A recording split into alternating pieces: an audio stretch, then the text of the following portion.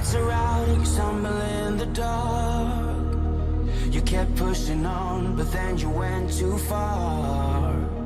When your ship has sailed and all your dreams are lost, everything is wrong, you feel like it's your fault. Just remember, I will be there for you, baby. Remember, there's nothing out there to get you, don't forget it. When life feels lemons, just hold me. Just hold me. Just hold me.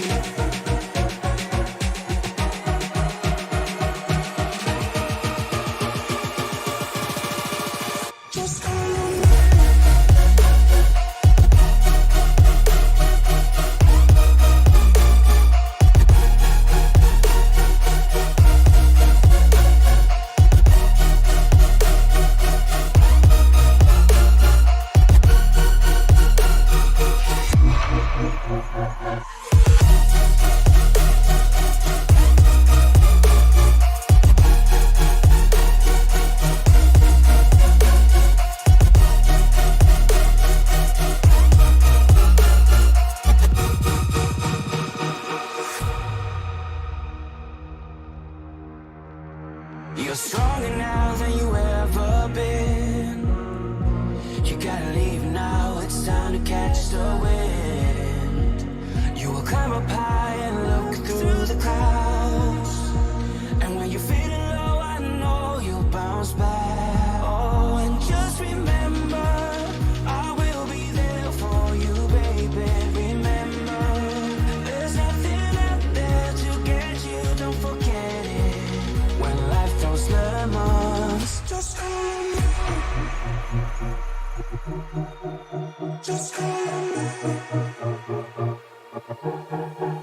Just hold me. Just hold me.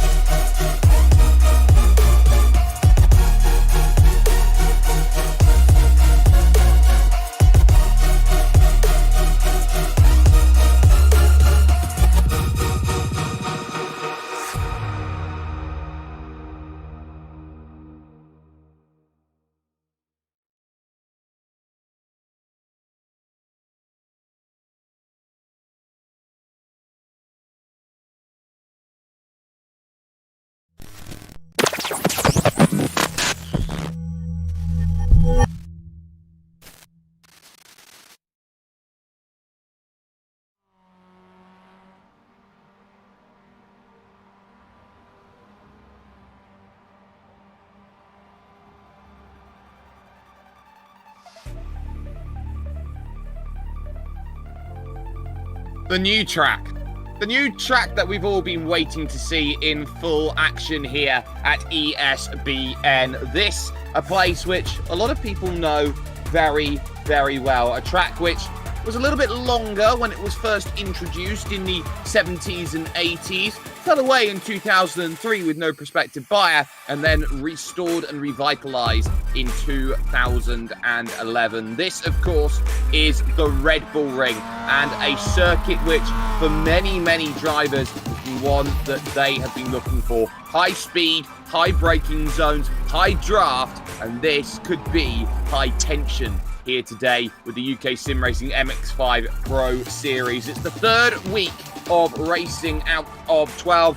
We're here to bring you all of the coverage. My name's Jake Sperry. Joining alongside me for the ride is Sam Cooper Bennett as we take you down to exactly where we find ourselves here today, which is this beautiful, beautiful track. And well, Sam, we find ourselves in Styria, in Spielberg, and this has been, for many, many races, a place of real intrigue and especially in these MX-5s, this is going to be a real confidence booster for some drivers, and for others, a chance to get their foot on the table and say, I want to challenge for big points in whatever championship is necessary. Absolutely, and for the third week in a row, we come to a classic track here with the UK Sim Racing League, and we are, as you mentioned, we are in the Styrian Mountains, former place of the old Osterreich Ring, now known as the Red Bull Ring. And yeah, like you said, a lot of people looking for big points here tonight, especially with the absence of both Andreas Katz and Pete Newman here tonight.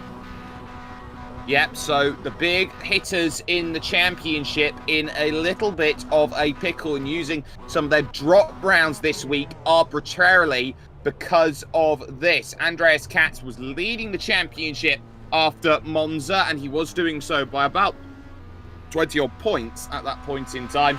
But also you have to note that Pete Newman has not had a good start to his championship this season either. He's down there 15th at the moment in the championship with 2 non-finishes, a disqualification, and just the 1 race victory to his name at race 4 last time out at Monza. So it tells you quite a bit about this series. It is tough to get momentum rolling. It will then put the natural points progression of championship leader once again, like it was last season going into this one, first and foremost in the hands of Dan Hunt, who knows all about being up there at the front.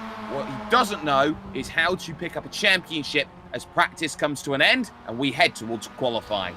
Yeah, and as qualifying is just coming to the start right here. Just looking at the overall points right now, Andreas Katz is your leader coming into this week, but obviously not here tonight.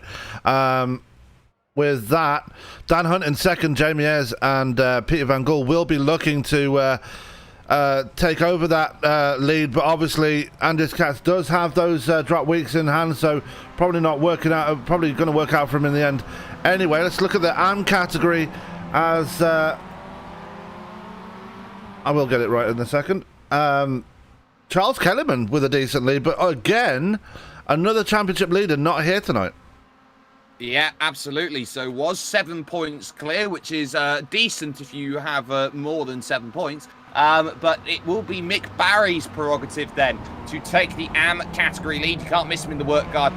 Pink out there at the moment. Andy Maxwell, some drivers' favourite, down there 53 points in third position as things stand. So a lot of work to be done over there. And of course, we're talking about the team's championship on top of that as well. Momo, of course, back to their dominant stance up there at the top, 1,900 points. But it's a really interesting battle out there at the moment between second, third, fourth, and fifth, you would say, split all by 200 points. Optical Blue ahead of Optical Green, and then it's Workguard and Doff Reality, who of course have the 1 driver down compared to other teams around them. So that'll be an interesting battle to see how that one will all stack up, as well as, I would say, the full Impact debut of the Ronin Simsport Academy team, which has brought in some very, very accomplished names, including in terms of their roster, Sam, a former pro license holder in Vincenzo Amico. Yeah, big name to the league there, and that number 78 Ronin Simsport machine running the pro category, as you'd expect, alongside his teammate, where is he? Larson and Cooley. Yeah, Larson joining him in pro, but Cooley, interestingly, in the AM category. So you got 2 in pro, 1 in AM, so they're looking for both championships in this one. They certainly are, and of course it is worth noting that weeks have already been used by Vincenzo Amico. They only get 2, so effectively Vincenzo's got to run all of the races from now to the end of the season perfectly if this is to get correct. Let's go on board with a driver out there and look at the trains. Let's look at the Momo train, for example. Jamie Ayres getting well out of the way. Dan Hunt is in the middle of it, so let's look at Dan Hunt at the moment on the brakes into Ramus Corner, turn number 2 on circuit, uphill on the exit. Very easy to take too much out of this section, and then the next point of track comes into play. You start to crest the rise and descend back down the hill towards Schlossgold Corner here, this very tough braking zone, and a corner which you'd feel here, Sam, just goes on forever and ever and ever as you try and put the power down. Yeah, and we've seen a lot of people make very uncharacteristic mistakes through there. Who can remember the incident between Lewis Hamilton and Alex Albon there just 1 year ago as they come through this left-hander right now? Another corner which is very tricky and easy to make mistakes at. And watch out for the second one. Also another one easy to make mistakes at too. Yeah, Rauk, the first corner, Wirth, the second one, making that charge through. A lot of drivers being very cautious on that curb on the outside. It's got those little juts on the outside, which also help to slow down vehicles, so they've got to be careful about that. And now over towards Jochenrindt corner here, turn number 8 on circuit, going through the right, a little bit aggressive. Everybody goes. Those will be some off-track points. Then that final corner setting up then, of course, is the Red Bull Mobile corner of the Red Bull Ring here at Spielberg. And across the line, everybody getting invalidations on their laps. And something that's quite interesting, actually, about this circuit, and something that I've just found here in iRacing, is that they're adding new things. They've added a new rules tab that I get to look at. And on the rules, it gives all the off-track rules. And it shows in red what is on track and what is off track. Yeah, and that is pretty interesting to see, and it's good for us to look at anyway, and gives us a bit more of an indication of who's staying on the track and who's not on the track, and probably doesn't help the drivers too much, but it helps us anyway. It certainly does, and it's worth noting that over half the car has got to stay within the confines of the curbing and the green AstroTurf for it to be considered a valid lap. If you're over that margin, then it's going to be trouble. In terms of track conditions today, it's 22 degrees in this first race of 4, so keep that in mind. We are in cool conditions, as I forget to speak English, and we start now making that progress towards 11 o'clock in the morning, and so with these mostly cloudy conditions, we're not going to be seeing too much change in terms of the track temperature for this race. But what is going to be worth keeping in the back of the mind is these first representative times are going to start coming up onto the board, is that there's 4 races tonight, 3 of which are determined by the spinning wheel for results.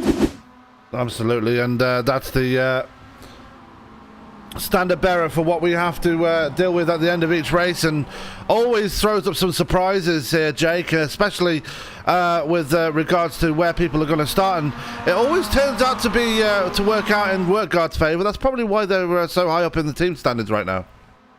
Yeah, WorkGuard have this uncanny ability to find themselves in a good position during the race, which puts them up near the front. Finishing races is the key at this stage. Jamie Ayers, currently the fastest driver in qualifying at the moment, 1:48.715. Andy Maxwell in second for Optical Green on a 48.877. And then it's Vincenzo Amico over the line on a 49.2, finding himself in position number 3. And it's very interesting to note as well what drivers can qualify here today and what drivers can't. Of course, there are license points available. You get 12. You've got to sit out for a little bit and work your penalty points down. So Ralph Cullinan, for example, misses qualifying, has to start from the pit lane in race 2. Craig Jones, not here, can't qualify anyway, will have to serve his penalty at the next race. Mark Lutz can't qualify, nor can Dan Bristow. Cesare Rizzo can't qualify. And of course, Anthony Larson qualifying and pit lane start for race 2. So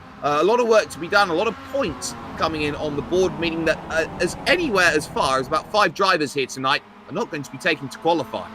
Yeah, an interesting fact about Steve Cooley, he actually got that penalty carried over from Suzuka. So, like you said, if you get a penalty, you can't just sit out a week and hope it goes away. You will still have to serve that penalty regardless, depending on when they come back. And it is worth noting as well that Cooley is out there on circuit, so it looks like the stewards are going to have to be informed that Cooley's out there serving laps at this stage and shouldn't be at this moment in time, which will mean even more penalty added on top of the penalty. So Steve Cooley then falling foul of the fact that he's still got penalty to serve at this point. Everyone's really working to try and get a good lap in as Peter Van Gool jumps the car up into second to 48.675 there with that lap, very close to the time that Jamie Ayres set up in at the front of the field. And this is where draft mentality really is going to come into play tonight, because you need to be able to run through the field, make sure that you're staying nicely in range. This is very much a draft circuit. We are expecting packs to go and form in the racing with already under 7 minutes to go here in qualifying. And the interesting thing to note right now is that Vincenzo Amico put that 1 minute 49.256 down without anybody around him, all by himself, and he's only 6/10 off the pace from Jamie Ayres. So that is very impressive there by the well, I hate to call him a debutant, but he kind of is tonight. Debutant. We'll keep that. I would say young whippersnapper, that is Vincenzo Amico, at this stage, doing a very dandy job at this moment in time, as drivers also have to be very alert on how they traverse this circuit, because in qualifying as well, there is the no escape rule, which is in full effect for this race. Crash the car, you've got to drag it back to the pits. You can't take a tow, otherwise your qualifying is done. Absolutely. You can't just go back out there and hope that you can get a time in. If you crash, then it's all over for yourself. And just noticed Alan Toon went a bit sideways through the left-hander right there, almost lost the back end, and it's very easy to do that around here. Just one wrong tyre off the track here, it will punish you very severely, either whether you're going through the grass or into the Armco.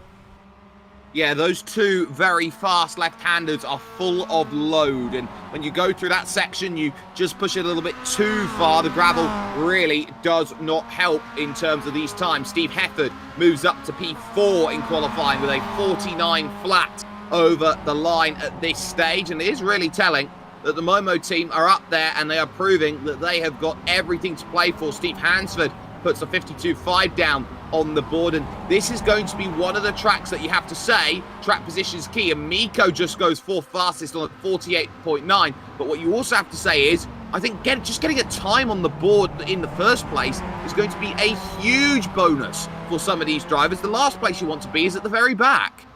That's true, and being at the back in this track is not the best place to be. Something that's going to please the likes of Andy Maxwell, who's currently sitting in third.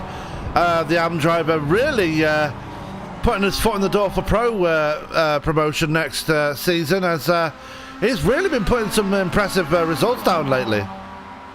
He absolutely has. He's got the pace, but he's got to get the results to go along with that. Remember, Martin Sampson went pro last season after doing a wonderful job, picked up a couple wins, qualified fantastically over the course of the season on top of that. But you'd also say at this point that a couple of the real form setters, Andreas Katz, Pete Newman, not being here tonight, also means that it's an opportunity for other drivers to go and impress. And a good qualifying here sets you up wonderfully for the race. And as well as that, a new track means that drivers don't have it locked into their muscle memory. They have to learn the track from scratch, and some drivers are quicker at adapting to a circuit than others.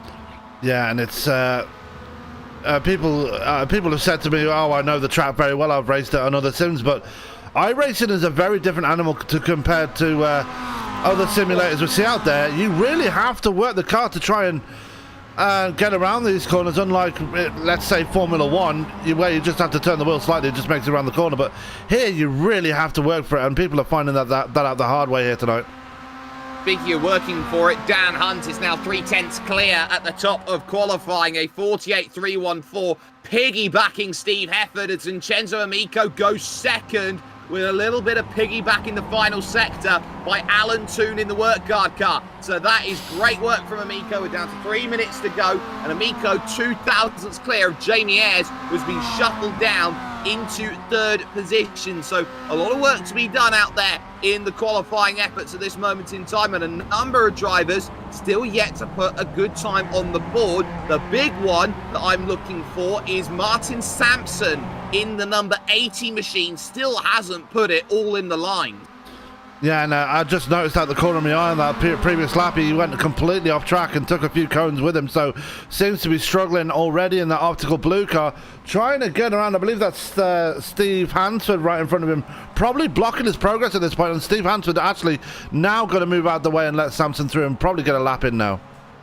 Yep, needs a good middle sector here, does Martin Sampson. He knows what he's in for. He wants to fight for the championship. He had an outside shot for the overall championship last season. He was doing so well in amateur category honours as he went on through. It's worth noting as well that Andy Maxwell had top 5 in the championship last season to go along with that. But Sampson now making his crest up towards Jochenrindt corner here. Such a ferocious corner because you've also got that pit lane on the inside that if you want to go through, you pretty much have to go through all of it. Van Gool jumps up now into second position, and now the final corner for Sampson, going very aggressive through Red Bull Mobile and over towards the start-finish line. How's the run for the number 80 of Martin Sampson? The answer is it's a 49.3. It's good enough for P7, bumping down his teammate Roy Vervaeke.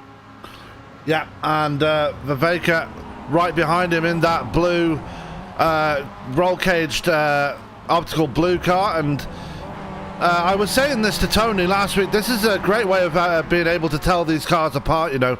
Obviously, Sampson with the red roll cage, Vervaeke with the blue roll cage. All these teams have different ways of being able to tell them apart. So it's a very nice little touch from them out on the track. For example, the Momo cars in Dutch orange is Peter Van Gool, the Dutchman on the team. In the white is Steve Hefford, and in the yellow with a broken wing mirror right now is Jamie Ayers. So ultimately, it looks like a dog which is a little bit confused right now. One ear up, one ear down, you'd say at this moment in time. And also, you get that little bit of telling as well from other drivers out there. Of course, you know it's Mick Barry because he's got the pink roll cage on the machine. Dale Benison in blue. Out there on top of that. And of course, Dan Hunt, that we have seen over the start of this season, has moved to a red Doff Reality car. Yeah, and a nice, interesting way as he goes to the red. Rizzo stays in the blue, so good way to tell those two apart. As Van Gool running ever so wide through the penultimate corner. I think he's trying to gear it up. He's got one more lap, and he's using all of his track extend to set up this final lap that he's got available. So keep this in mind. We are going for one more. Timer will expire as they cross the line on Martin Sampson, who will be the first one across the line in terms of those times. You've got to watch all the way to the end for this one. Another 1 minute 48 seconds. It's going to be very much important. Sampson to the line improves, but not position. That is a 48.9. Vervaeke improved by 0.6, but didn't gain position to a 49.3 with that lap. No dice for Hansford. Cooley there, staying on a 50.1, with Alan Toon not setting a time over the line. Maxwell remains on a 49.2, so that one not working. Hefford off the road isn't going to improve. Ayers isn't going to improve either out there on the lap, so everybody is done in qualifying. So now this is going to mean that the grid is going to stack up then as follows here for this one. On pole position, without any shadow of a doubt, it will be Dan Hunt there with a 1:48.314, setting the best time possible out there to get exactly what was needed. Peter Van Gool gets second position on the grid, so a front row start with Vincenzo Amico. First start in the series goes from P number 3. Jamie Ayers starts in 4th with Steve Hefford 5th and Andy Maxwell in 6th position, the leading amateur in the field for qualifying. Martin Sampson, his teammate, lines up 7th with Roy Vervaeke in 8th, and Steve Cooley, maybe incorrectly, qualifying the car in 9th place. Mick Barry, who is looking to take the lead of the amateur category championship, starts 10th, with Paul Lee, Dale Benison, and Steve Hansford 11th, 12th, and 13th. The rest of the positions will be determined by iRating, which we believe will put Daniel Bristow in 14th, Cesare Rizzo 15th, and Anthony Larson, Mark Lutz, Ralph Cullinan,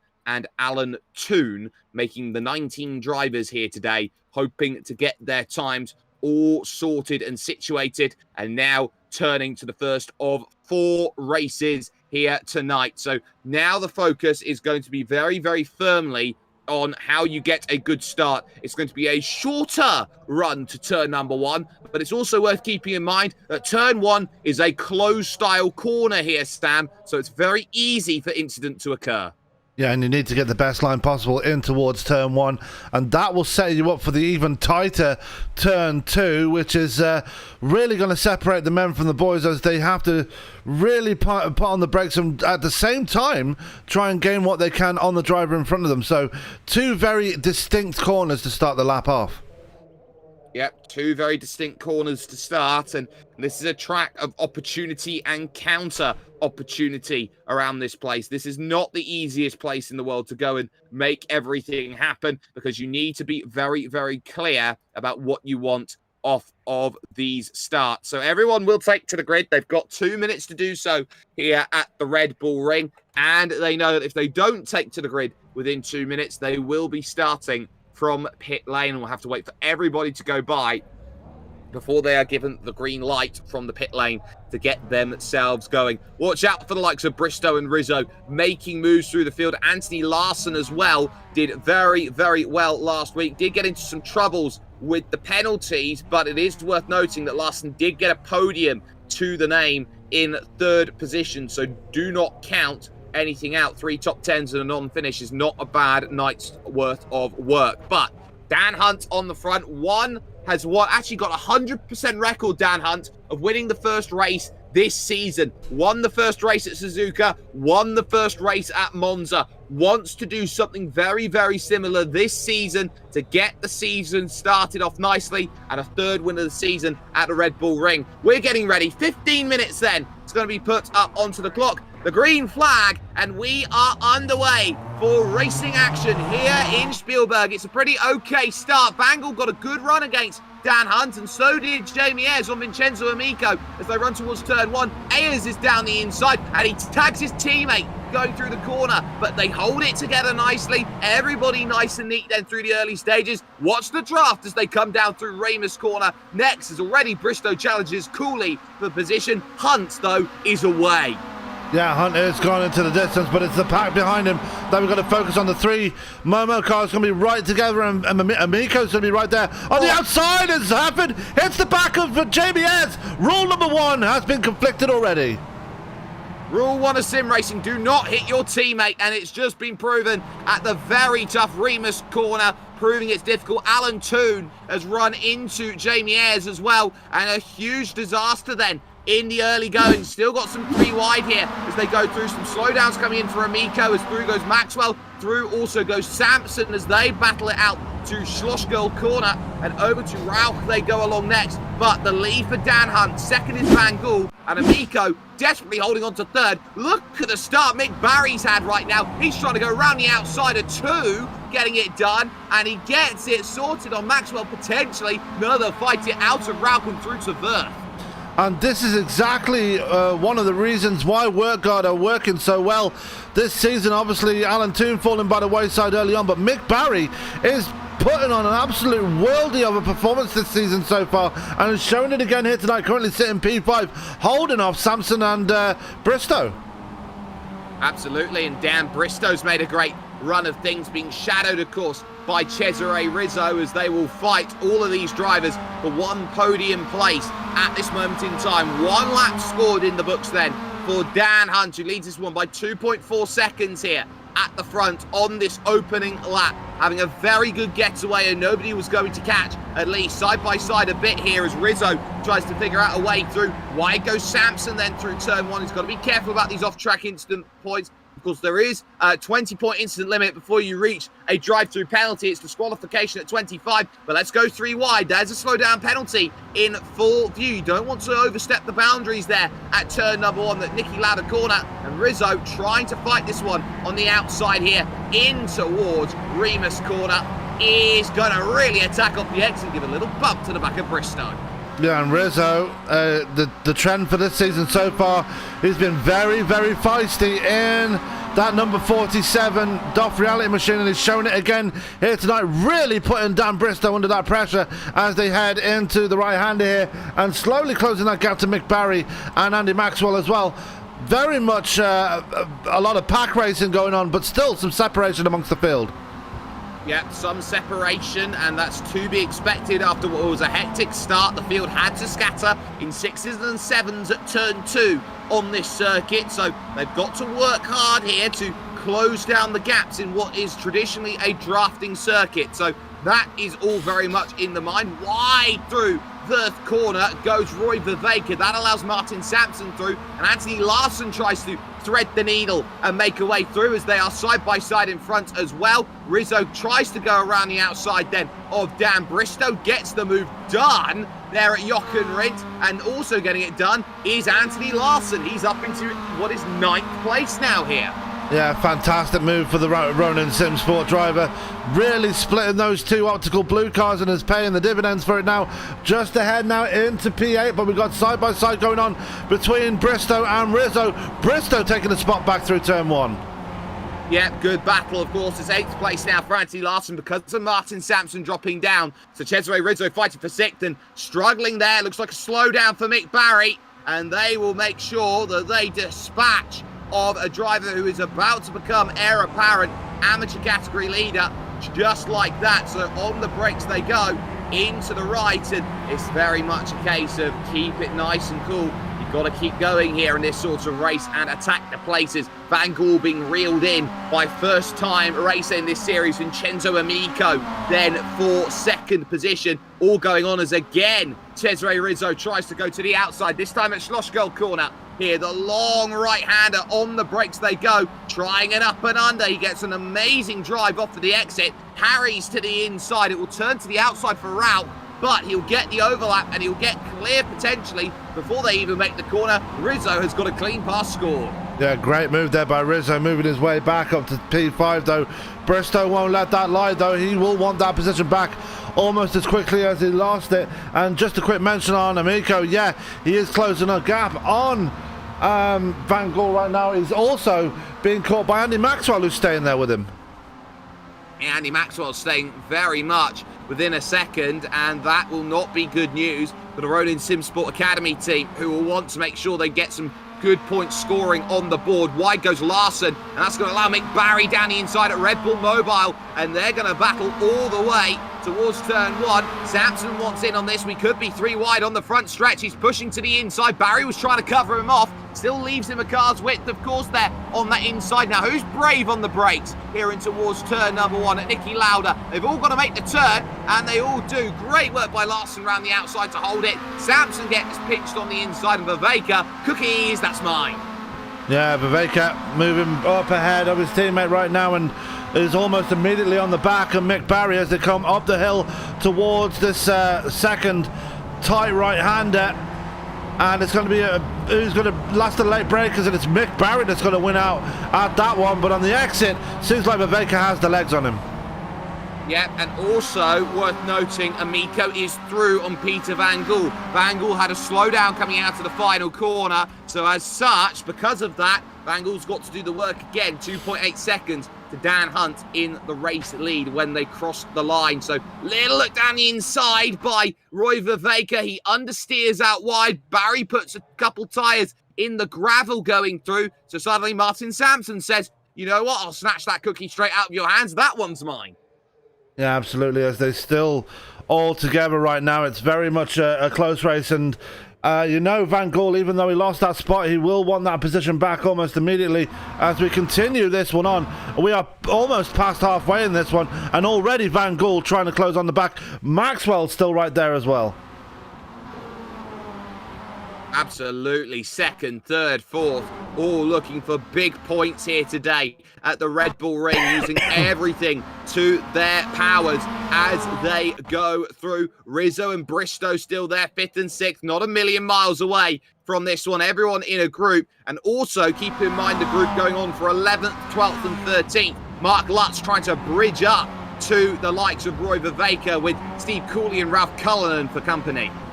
Yeah, and Cooley's fallen back a little bit into the clutches of Cullinan. Still battle going on right there. Anthony Larson has had an incident just now, and has fallen off the back of Rizzo and Bristow. Actually, he's got away from those guys.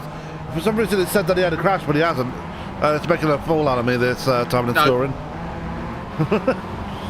Certainly is, and look at this, Rizzo up and under Dan Bristow. Larson's actually closing this group in because they are fighting so incredibly hard at this moment in time, and just like that, back into line has to go down Bristow as they head to Schlossgold corner, down the hill and in towards the right, and very much it's a case of hold your line. Cesare Rizzo's been looking really cool since his move to direct drive. Yeah, Rizzo really putting on the performances that are worthwhile in this season. Just not had the results to pull them off, though. He seems to be very much capable of holding his line and really taking the fight to the other drivers there. As Bristow still not letting him get away, right on the bumper, coming up towards the final section of the course. Exactly, and that is the key. You've got to stay with that driver in front and go and attack. And this is a case of, are we hurting or are we hindering? And the answer is both, but a lift off there from Dan Bristow. He only wants to make the move. He can feel like they can close. And at the moment, that group, second, third, and fourth, well, they're being very nicely behaved. No one's making a move any which way. They're not squabbling just yet for the podium right now, but the gap is 3 seconds to the lead. They are running 48.8. They are matching the time to the leader, Dan Hunt, at this moment in time. And I tell you what, this might be the chance now for Peter Van Gool. He's going to attack on the run to Remus. Yeah, on the outside, coming up the hill, he's going to have to really brake late if he wants to take the position away. He might even get it done before the corner because he's got so much speed coming up the hill, and he does get it done, but Amico going to come back on him, late braking into the right-hander. Amico gets it. Here comes Maxwell, a big jump to the back of them, but doesn't quite get there. Yeah, and then the up and under comes in. Such is the nature of turn 2. You're attacking up the hill through the corner, and that allows Van Gool to then take the position back. So Vincenzo Amico covered the inside, but have you got it covered at Schlossgo corner? They're starting to squabble. The inmates running the asylum. Wide goes Van Gool, and Amico to the inside. He's going to pick this one up and regain that second position once more. Bristow and Rizzo still side by side as they also make the run to Rauch corner. And as they enter Rauch, it is going to be a case of Bristow on that inside gets a slide on through the middle of the corner, but still has ability to fight to Wirth. Yeah, and right behind them now is Anthony Larson. He's looking very feisty as well as we get to the closing stages of this race. Less than 5 minutes to go, and it's on for second, third, and fourth. Fifth, sixth, and seventh isn't decided, and I'm pretty sure eighth, ninth, and 10th isn't decided either because these guys are racing hard as well. Remember, Mark Lutz here for Team Top Gun. He's the only representative of them with no Andreas Katz. And Lutz charging into the corner with contact with Martin Sampson. They both slide around. Big hit there for Viveka, and everyone else scatters around and just about avoids it as they go on in. So Sampson and Lutz coming together, both demoting each other way down the order in the final stages of this race. Rizzo down the inside at 1, gets a bump from Bristow, and now Larson wants in as well. We got battles everywhere on circuit. This is what the Red Bull Ring's all about. Here comes Larson. Yeah, Larson too. He's going to have the favourable line coming up towards turn 2. Is he going to hold on to it? Is he going to get a 2 for here? He's got a lot of speed coming up the hill, and just like we saw with Van Gool and Amico, we've got another Ronin Sim Sport car involved as well, as he's going to get it. We're going to be 3 wide on the exit though, as Larson just holds off Bristow. Does he have the line on Rizzo? The answer is no, as they battle it down towards turn 3. Copious amounts of oversteer on the exit there for Anthony Larson, and he's boxing himself into Bristow because Bristow lunges down the inside, throws the block in and gets it done. So moves back up into P5. They're side by side for second still. Amico and Van Gool giving a really good fight at this stage. And Vincenzo Amico, wonderful work there to get it sorted. But Van Gool will look to attack the inside here at Wirth corner. You can use a lot of that outside line to attack the exit because, of course, the natural racing line goes onto that apex, that flick right, unnamed corner there at turn 7. Nicely works for Amico. He holds that place in very, very nicely, but do not count out in this battle car 19 Andy Maxwell. He's made no moves so far. Little bit of a look to the inside there into Jochen Rindt, but no chances just yet. He is saving himself for the final lap. Yeah, he's going to get a big toe off of Van Gool coming out of Red Bull Mobile, and he's going to get a big toe coming up to Nicky Lauda. Is he going to take advantage of that run? The answer is yes, as he pulls alongside. Going to be last and late breakers once again as they file in towards Nicky Lauda. Maxwell just backing out of it right there. Doesn't really feel confident in trying to put that pass on at the moment. Turn 1's not the easiest place to make a move, and they've also got to think about, we can't let Amico go away. Do we want to fight for second or third? And at the moment, it's a case of, well, I try to move to get third, but right now, I've got to stay behind and wait for P2 at this stage. 3 wide, by the way, for 4th, 5th and 6th, because Rizzo still fighting Larson through the middle with Bristow on the inside. Wonderful battling once again. And Rizzo here is trying to open up a door like he's trying to be Sonny Colbrelli in the Tour de France against Primoz Roglic. He's having none of it at the moment, but he's managed to build a gap for himself on the outside. Yeah, and he's going to get that gap on the outside as Larson leaves the door open. Here comes Bristow again. 3 wide into the corner, and Larson shuts the door in Bristow's face, and Bristow does the same to Rizzo as Rizzo trying to get the up and under right there. Yeah, a little push through the corner, outbroke himself there, did Anthony Larson, and that allows Bristow through, and Rizzo knows this, but he can't get anything done on the inside. Bristow takes the big wide line, can't get anything going through the corner, then it's Larson, and they stay as is for the moment. No issues for Dan Hunt, but an issue for the 49 car, a big issue for Mark Lutz at Schlossgold corner, coming together with Paul Lee, who was trying to search down the inside, got there a little bit too late. Now we're looking at a replay of that one as they come down the hill, and you got, I believe that's Dale Bennison and Roy Viveka right behind him, and there's the contact. Paul Lee just diving in a bit too deep there and catching the left rear, the right rear actually, sorry, of the 333.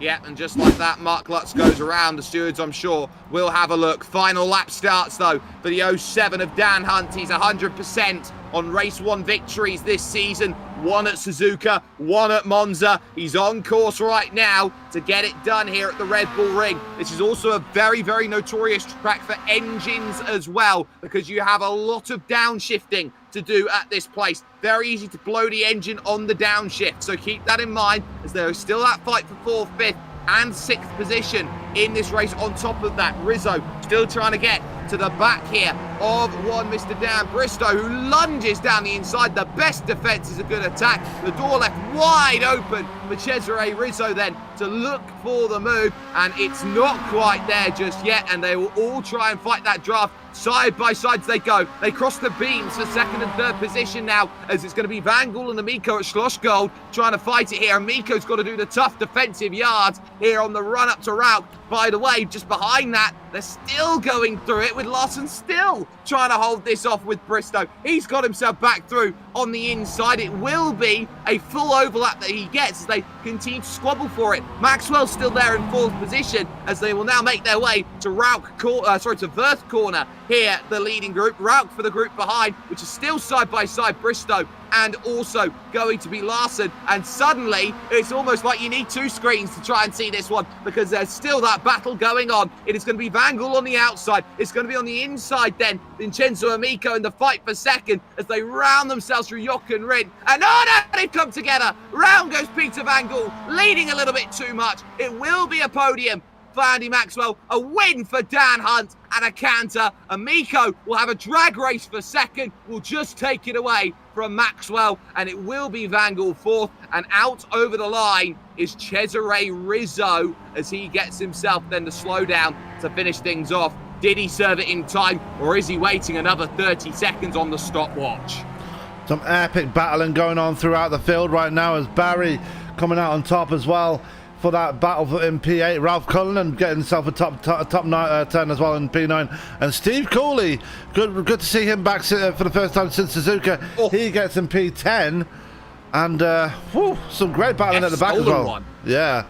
F stolen one on Roy Viveka there by not much at all. So some moves being done up and down the order, but smiles all round for Dan Hunt, his 3rd win of the season. Every reason to be excited. What we're going to do for you right now, ladies and gentlemen, is spin our spinny wheel. We have this for 3 of these races going on. They determine the grid for races 2, 3, and 4. They go up to 15. They go down as low as, I believe, 8 on this one, maybe 6. But a reverse grid is huge, and it could mean all the difference. Let's spin that wheel.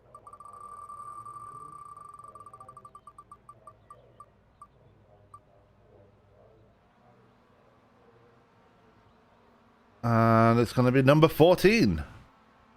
14 is the reverse grid, an important number in the context of this because it will put Roy Viveka on the pole position. So confirmation of result, it is Dan Hunt in the 7, who picks it up 16 minutes, 28 seconds, wins by 4.2 over Vincenzo Amico, with Andy Maxwell coming home in P3 over the line. Just couldn't win the drag race with the debutant. It is then Peter Van Gool in 4th, with Daniel Bristow getting a top 5 from 14th on the grid. He had a long fight all race long, beating out Anthony Larson into 6th and Cesare Rizzo into 7th position. Mick Barry gave a good performance early on, still gets an 8th place, which is really good for his amateur category hopes, with Ralph Cullinan there in 9th and Steve Cooley rounding out the top 10. Dale Bennison gets 11th, with Steve Hansford in 12th. And the other Steve of 3 Steves here today, Steve Hefford, gets 13th, just besting out Roy Viveka over the line, who will take the pole for race number 2. Paul Lee gets 15th then, with Jamie Ayers on the outside looking in 16th. Martin Sampson, we saw the spins and the accidents earlier on, in 17th. Mark Lutz in 18th. And then, of course, Alan Toon, P19 overall then here for this one. But at least for the moment, we are going to actually steal a driver over. We're going to steal Dan Hunt for a little bit of a conversation. Dan, that felt like an easy one for you. A simple catch. You got out the way 2.5 seconds at turn 1, and nobody caught you. It wasn't easy, to be honest. I was pushing pretty much the whole way, trying to maintain that gap. So, yeah, it was hard work, keeping the car on track and trying not to get off track. So I think I got an incident-free race in that as well. So an extra 5 points go a long way. How important is it to get off to a good start in these races, because you've got a race winner every race won so far this season? No Andreas Katz means you take the outright full points championship lead at this moment in time. So how important has it been for you to put together a good string of starts to this season? Oh, totally important. It's it'll all come back down once the drop weeks kick in, but Katz is at a bit of disadvantage because he can't afford to lose anything now. He's going to have to push the whole way through. But yeah, it's, certainly has been some great works as you look to try and find your words.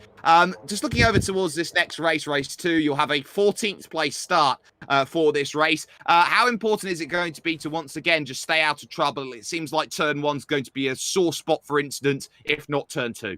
Massively. I think I'm just going to have to play it safe in this. It's not the easiest of tracks to overtake. The draft kind of works and it doesn't work. So yeah, I pick places where I can and just try and finish every race tonight, I think. Well, the floor is yours, Dan. Shout out sponsors and anyone you'd like to thank. It's your first win of the evening. Thanks to Sim Racing Studios and Doff Reality, both great companies. Go check them out. And hopefully we'll get some more wins for them this evening and throughout the season.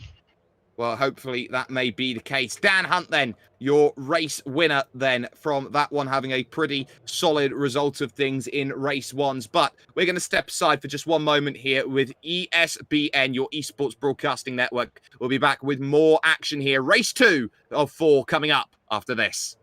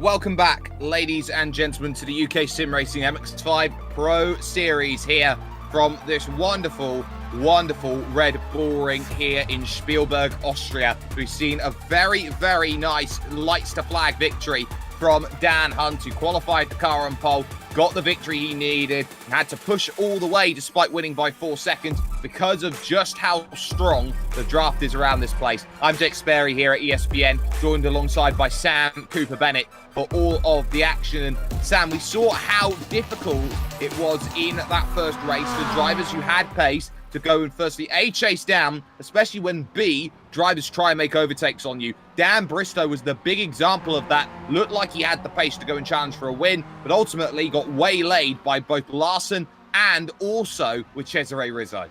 Yeah, and it's just going back to that old adage as well. Like it's one thing to catch a person, it's another thing to pass them. So it's just proved that again here today. Like, you might be able to get to the back of them, but can you get around them? It's not up to you to decide. Well, it is, as long as you can get the right runs in at the end of the day.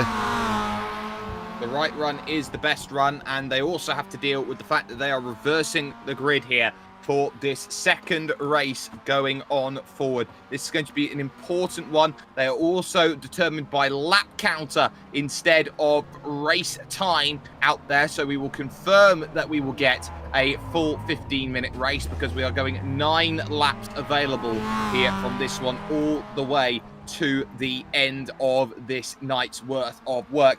Also, keep in mind that the track temp is up to 27 degrees here, so it's not going to be an incredibly hot one today, so there isn't that much variability. And that's going to be a key here, Sam, for a lot of these drivers. Not much track condition changing over the course of these 4 races tonight means that they can really dial in to what they need to. And if they need to, they can make only the lightest of tweaks to the setup to make sure they're going quicker and quicker.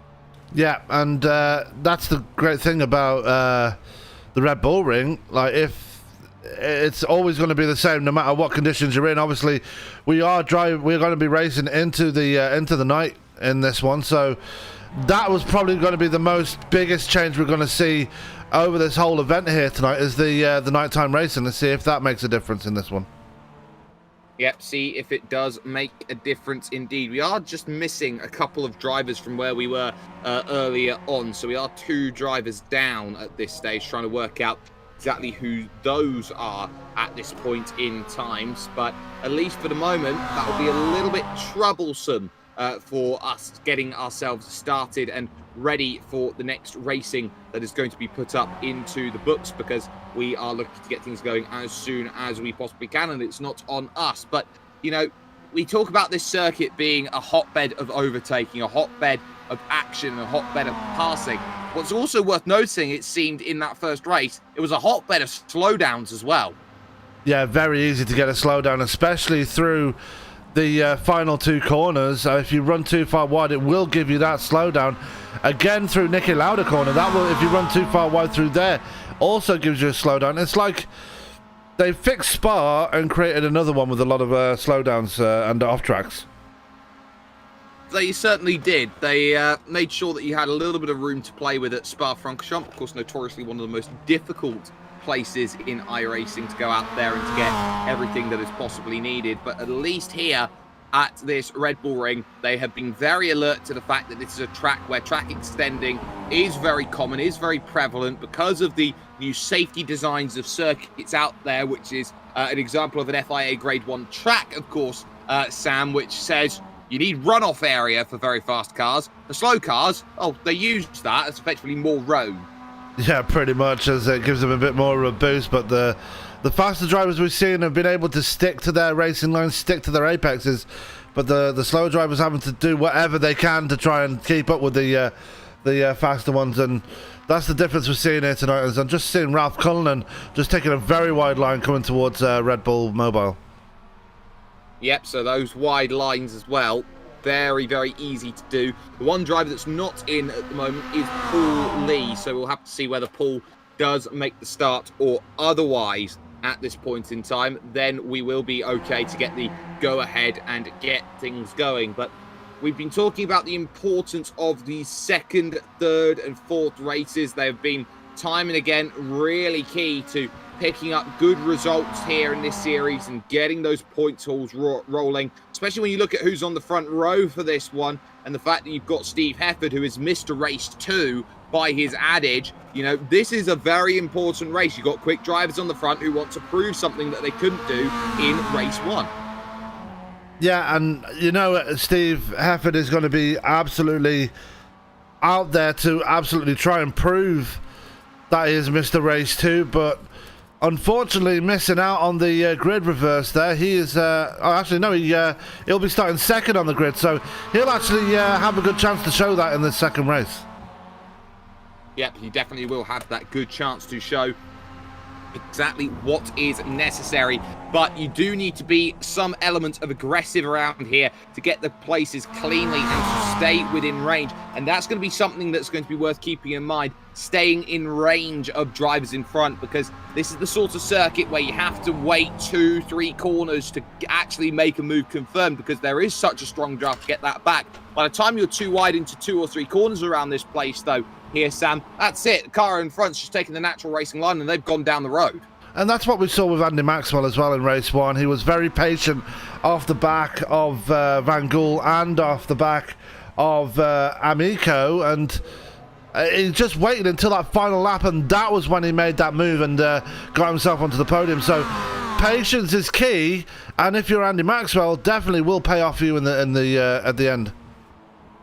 Yeah, that long run is going to be so important to keep in mind. So watch out for a number of these drivers who are hoping for good, strong results here today and get those very big actions out there on the board. So that is something to keep in mind. Paul Lee has made it into the server. They held it up and waited. We were about to advance about 2 minutes ago, but the answer was no, we're still waiting for Paul Lee. He's just jumping in now. And I believe that we're just getting that final roll call. Is Paul in here? Is Paul ready to get things going? Are we ready to take ourselves then to the starting grid here at the Red Bull Ring for this second race of 4 tonight, the 10th race of the championship of 48 that we will be going to here today. And of course, this is all about importance of this championship, because the road to Long Beach, California waits for all. Checkered flag out then in practice. We are going to be taking ourselves over towards the race, and the grid is going to be lining itself up then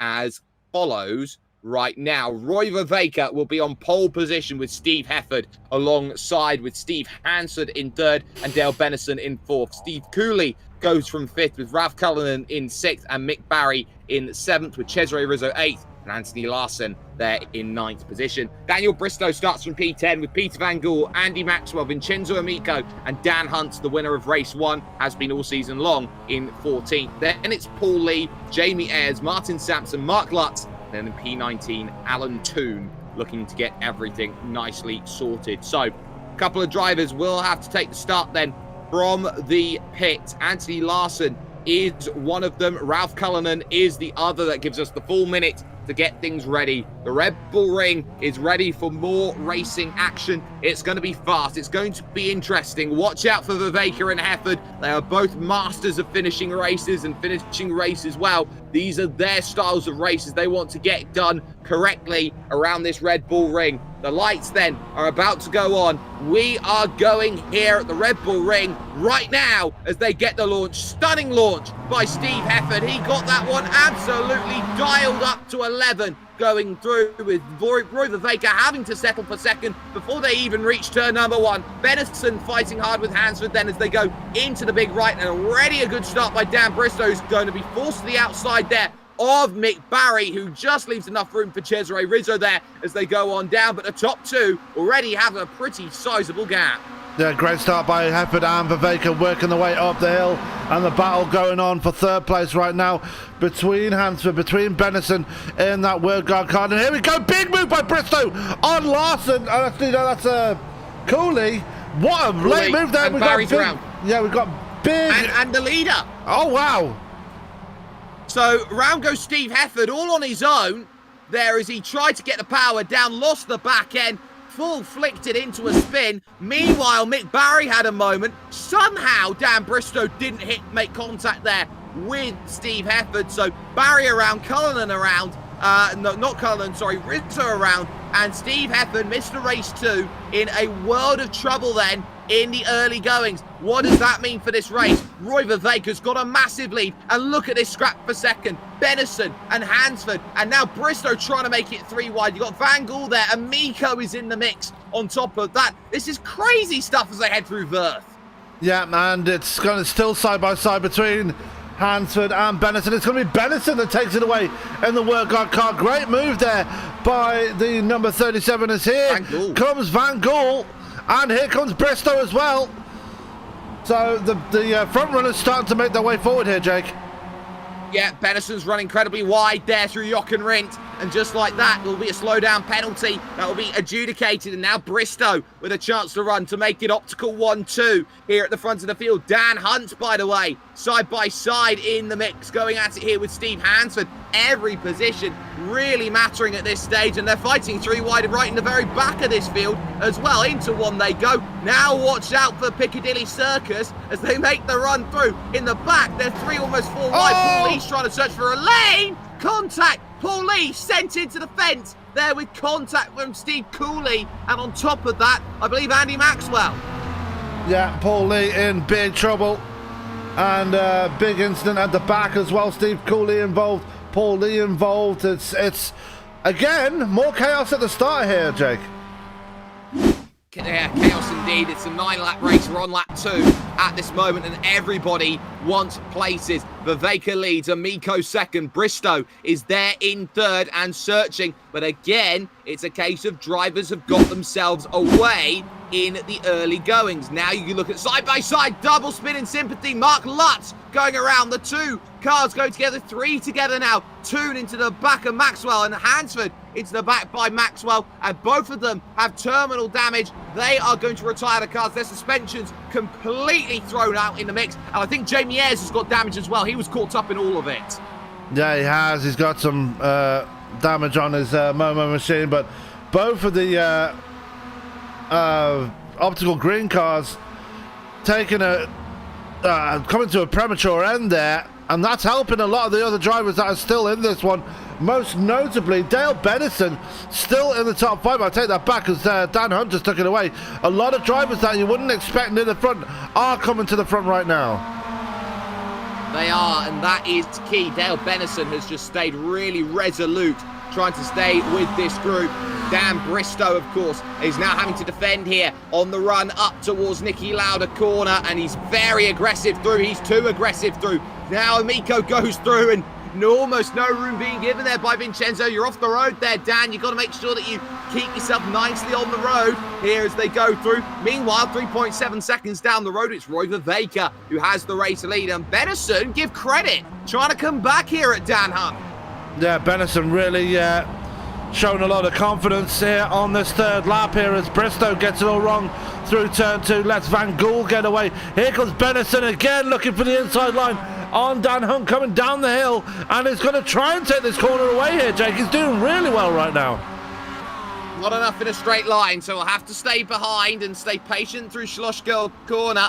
Here, this long right-hander, and remember, every driver's got to fight to be on the leading lap to be eligible for the reverse grid. That's also worth keeping in mind. 5 drivers in the pits include Hansford, Maxwell, Lee, Hefford, and Barry. All didn't make it past lap 2 today in this race. There was an incident further back we didn't quite catch. But you've got to say Vincenzo Amico in second position is giving a really good account of himself here in this third round of the championship, and might just be a title contender come the end of the season. Here goes the little look again. Van Gool working out which way he wants to go at Jock and Rindt. Inside line is the search and the attempt going on through. So on the brakes they go, into the right. Vincenzo Amico's very wise to it, allows him to have it and does not fight him for that place. Yeah, and that's going to be crucial there. Is he going to pick up the draft on the exit of Red Bull Mobile? He will on the run up to Lauda. Watch for Dan Bristow, though. He's going to be looking very feisty coming up to that turn 1 as well. Already looking to the inside. Not going to have the room, though, as Amico going to be right on the tail of Van Gool going through turn 1. And look at Dan Hunt has caught to the back of these guys as well now. Yeah, Dan Hunt's looking really, really feisty, wants those points, and really wants to stamp down the fact that he is going to be the championship leader if things all go nicely. Remember how this championship is all about not getting non-finishes right now. Van Gool, by the way, what a season he's having at this stage. He's had one non-retirement all season long, and in his other races, he has finished all by one race inside the top 5. He's got 1 win, 1 second, 2 thirds, 2 fourths, a 5th and a 7th. That's not bad at all for scoring points. Not at all, as Van Gool had a plethora of retirements last season, so a marked improvement there by the number 39 Momo driver. And don't look now, they have closed that gap on Viveka. It's down to 2.5 seconds now.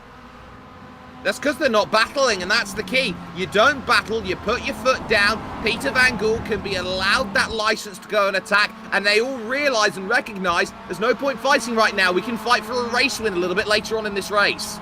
Yeah, Tail trying to step out there on Van Gool, coming through the second left-hander, as he's seeing Bristow still looking for a way by Amico now as they come to these final 2 corners. Going to look to the outside.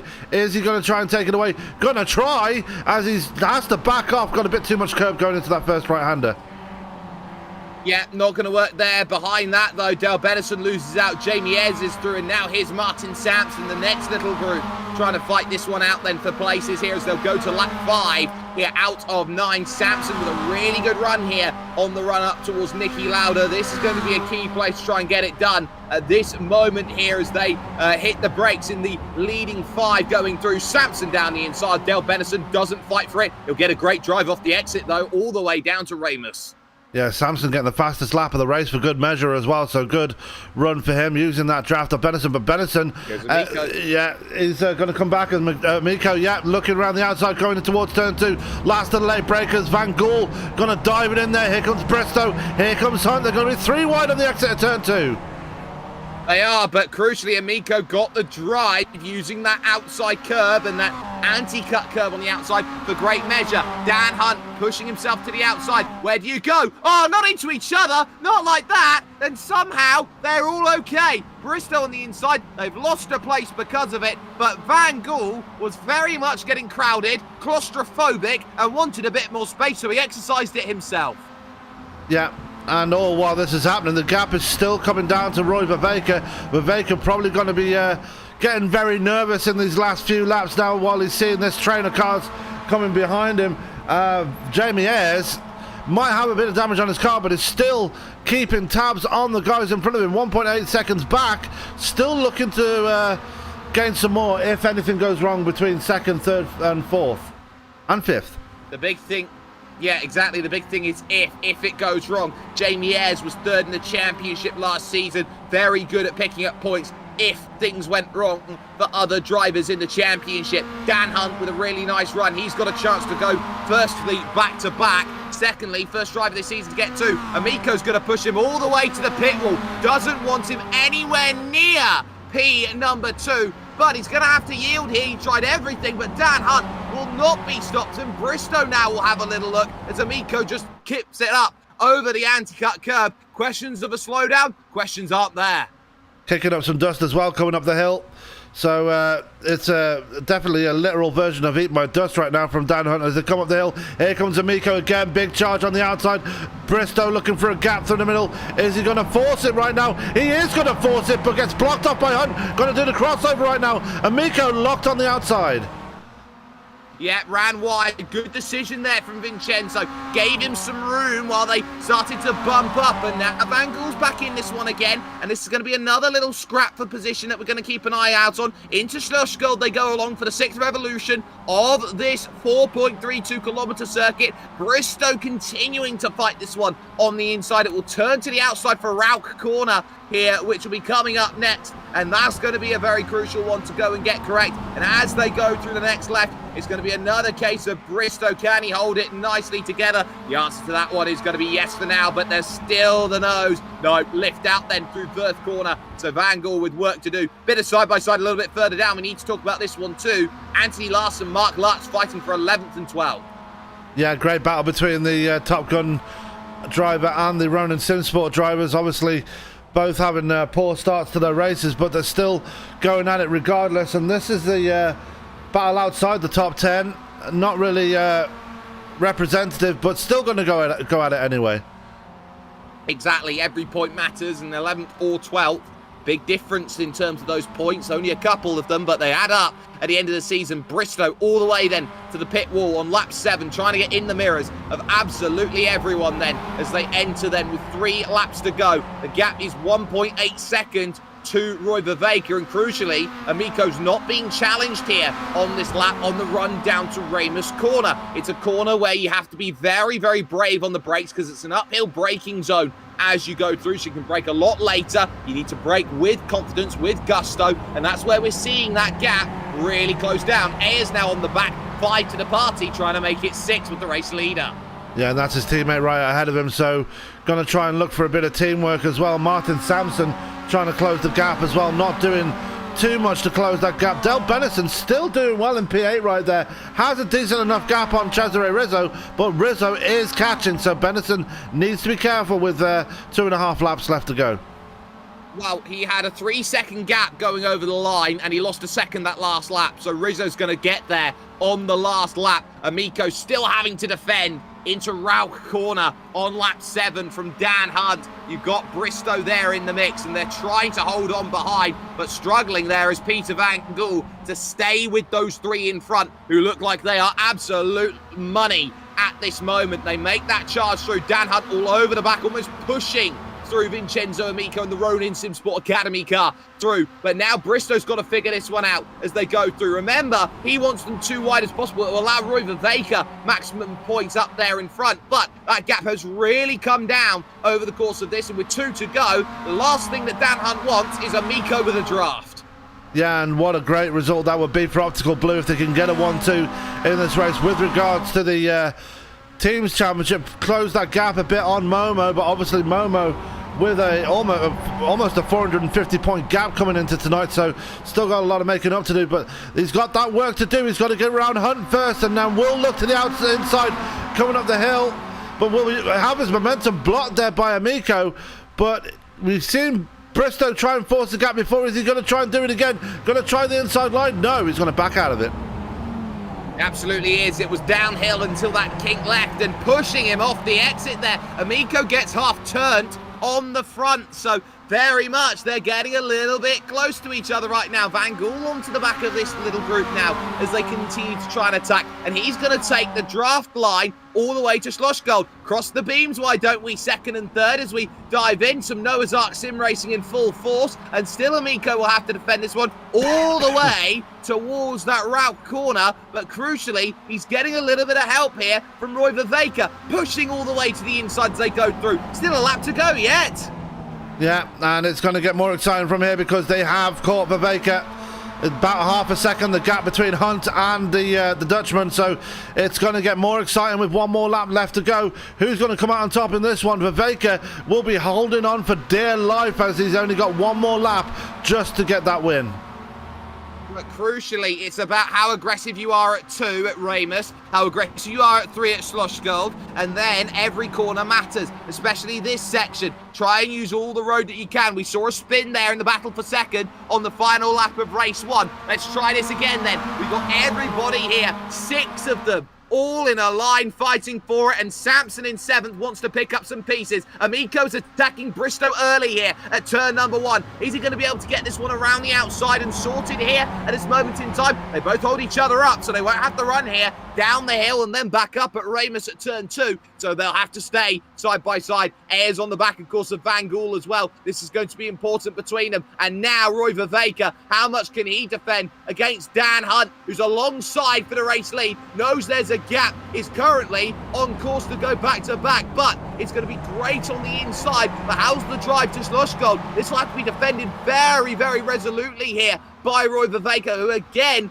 covers the inside line as they make that run to the next corner. Amico's got to close this up if he wants any chance of a victory, and hope that Viveka and Hunt stay side by side through the long right-hander of Schlossgold. Viveka, late as late can be, on the brakes, trying to force Hunt around the outside, who does it anyway. But now here comes the freight training, and now Amico's trying to find a look through in the Ronin car. It's going to be covered on the inside maybe by Viveka, but leaves the door open. Oh, they're going to come together. Bristow was trying to get a little cheeky there on the inside. Hunt's away. Both Amico and Viveka now scatter into the gravel at route. And now to Vert. Amico back in line in 4th position. Viveka first to 6th in the space of half a lap. You can't write this stuff. Dan Hunt's got a gap though, and it's going to be clear for back-to-back. And now Jamie Ayres wants in. Now you've got to say Viveka's wants in. They come together on the back stretch, and all of a sudden, big points gone. There's damage to the suspension of Jamie Ayres as they go through.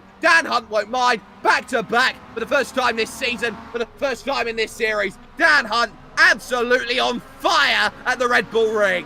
What a result there for Dan Hunt, getting his 2nd race win in a row, and will be absolutely beaming with that smile. Bristow, we're going to be happy with that one. Van Gool, another great result for him with that podium. Amico probably not going to be too happy. Samson going to be happy with the top 5, but the 2 most unhappiest drivers out there right now will be Viveka, and again Jamie Ayres coming unstuck. And that was just a case of Jamie Ayres trying to find a line. The moment he tried to go back and get some tow after weaving in the mirrors, there was a Roy Viveka there trying to take that space, and ultimately you have to say it's on car 46 for that one. We're going to go to the spinning wheel once again, try and work out how and why and where we're going to be looking for it, because if that's a reverse grid race here, the next one's going to be even better. Let's spin that wheel.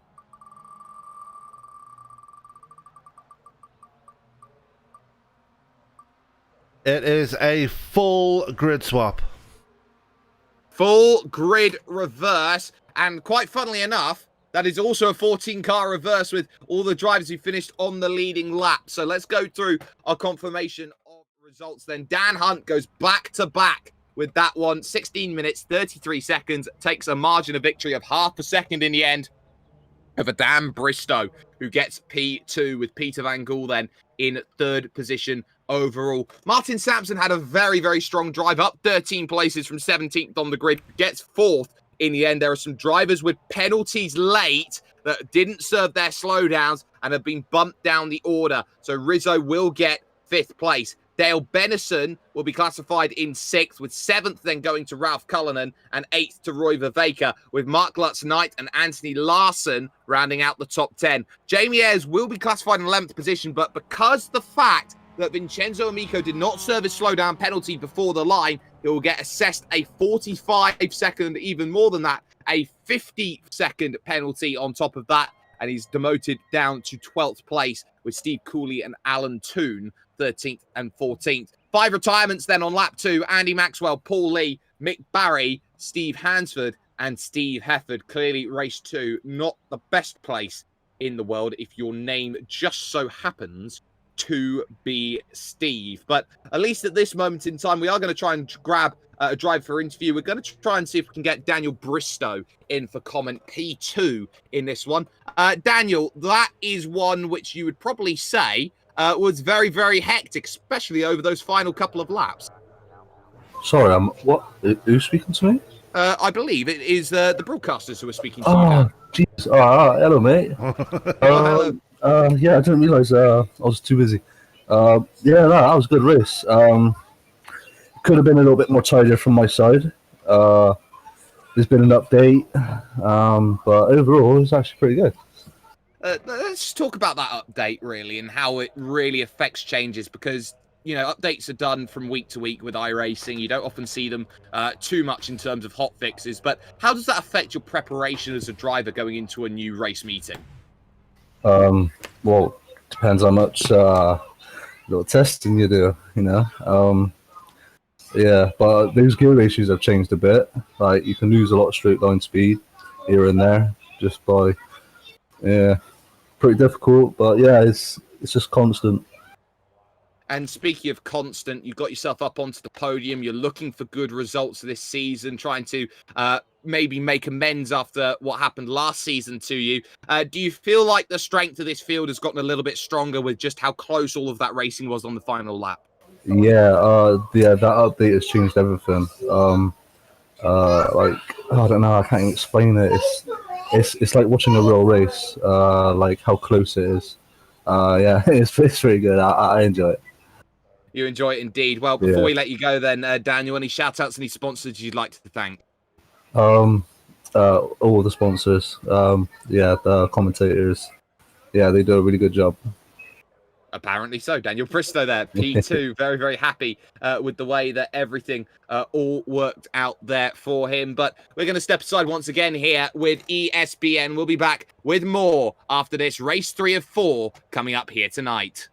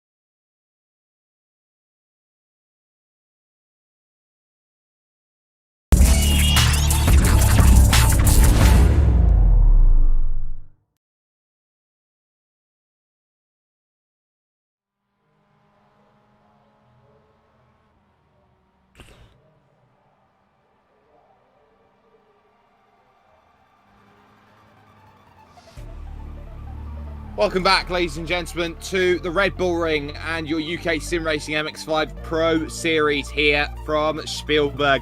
We've seen back-to-back race victories for Dan Hunt in his first 2 races, 2 more in the books coming up. We are into evening conditions now, the track down to 19 degrees as we get things all sorted. And one of the first few races at altitude we have over the course of the season. I'm Jake Sperry, joined alongside, of course, by one Mr. Sam Cooper Bennett as we get ourselves ready for more going on out here in this wonderful, wonderful racing. Sam, back-to-back race victories, very, very difficult. And the easiest thing you could say in terms of this race compared to the second race that we just had is that Dan Hunt has exactly the same grid stall as he did last time. He just gets to do it all over again. P14 to P1 is his goal. We've seen no driver get 3 wins in a race night, and Dan Hunt looks like he is the favourite to do so with his ability to cleanly pass.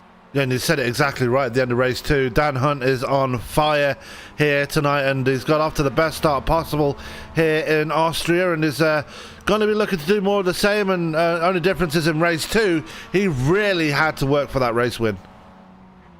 He absolutely did, and he got a little bit fortunate in some respects that the likes of Amico and Viveka started to really battle behind through Ralph Corner there over on the final lap. Were it not for that, it might have been a really good challenge into Jochen Rindt, but every single position matters. Every position will be fought for in a race like this, and I tell you what, this is all about points, and this is all about good points needing to be scored in this one, because if you don't get yourself a nice clean get-go off of this one to start, then you're going to be in a whole world of trouble come towards the end.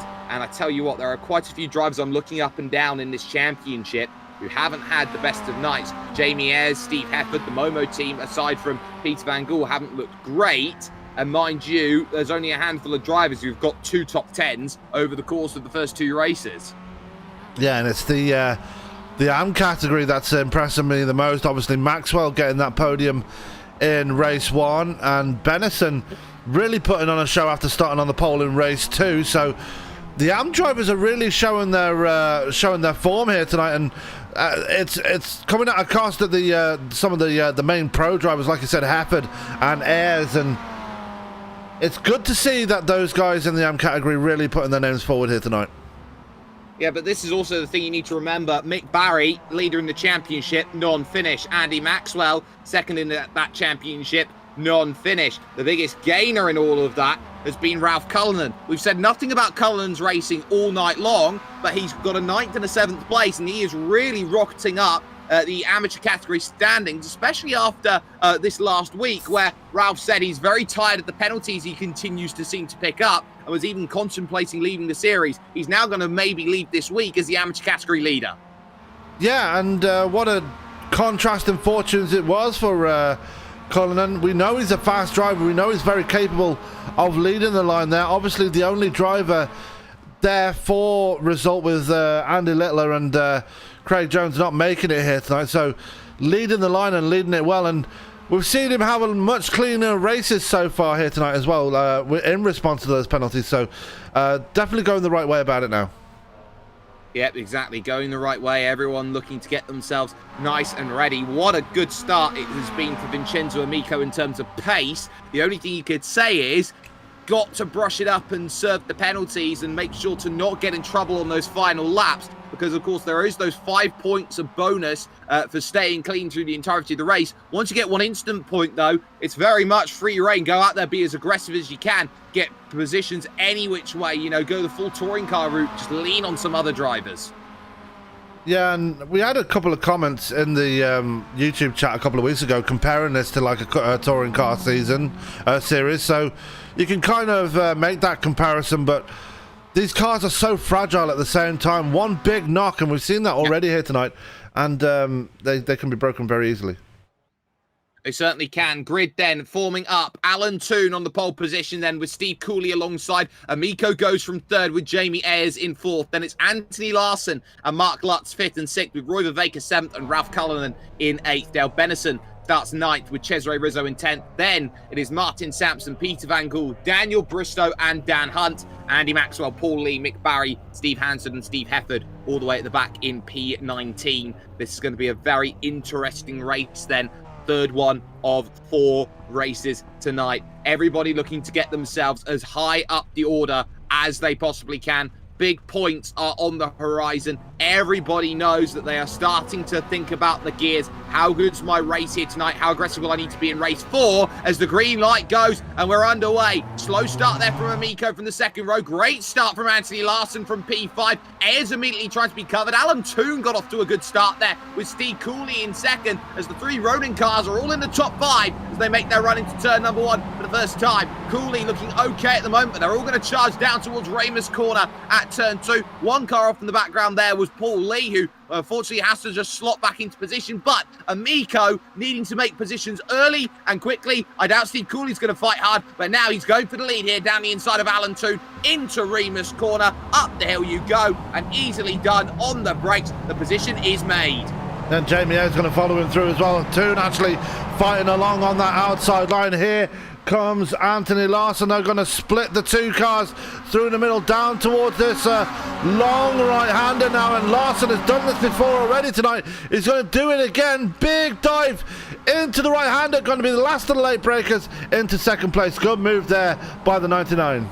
Oh, and a bump on the exit for Alan Toon by Jamie Ayres, and that's going to allow through Cullinan, and it's going to allow through Cesare Rizzo. Through goes Mark Lutz in the Top Gun car, and now Dan Bristow, who's made a really good start to this race, is going to make his way around. Nobody is out of this one at this moment, which is the first thing we can say at this stage, but everyone's still fighting too wide. Look at the mid-pack going. You got Martin Sampson side by side with Peter Van Gool. You got Roy Viveka still at it, and there's the spin in the background as they go through. It's Mick Barry then in a bit of trouble, and that's going to really cost him some amateur category points.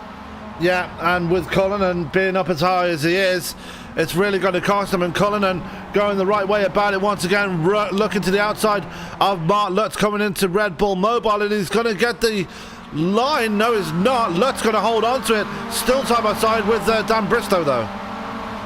Yep, still side by side, but work to be done then as they score a lap complete. Bristow is incredibly quick as he wants to get this one done on the inside. 1.2 seconds clear already is Vincenzo Amico. They can't afford to let him get away in this race, and that means they've got to drive PD and Q at this point in time. Martin Sampson trying to get by Dale Benison in the background then of this one as they descend and then crest the rise up at Remus corner, turn 2 out there on this circuit. Ayers in third position, holding a nice defense then because he's got Cesare Rizzo behind, and we know from race 1, Ches loves an overtake.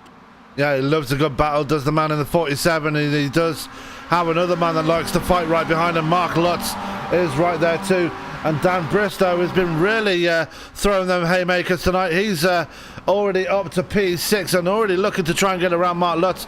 Cullinan just sitting right there behind him.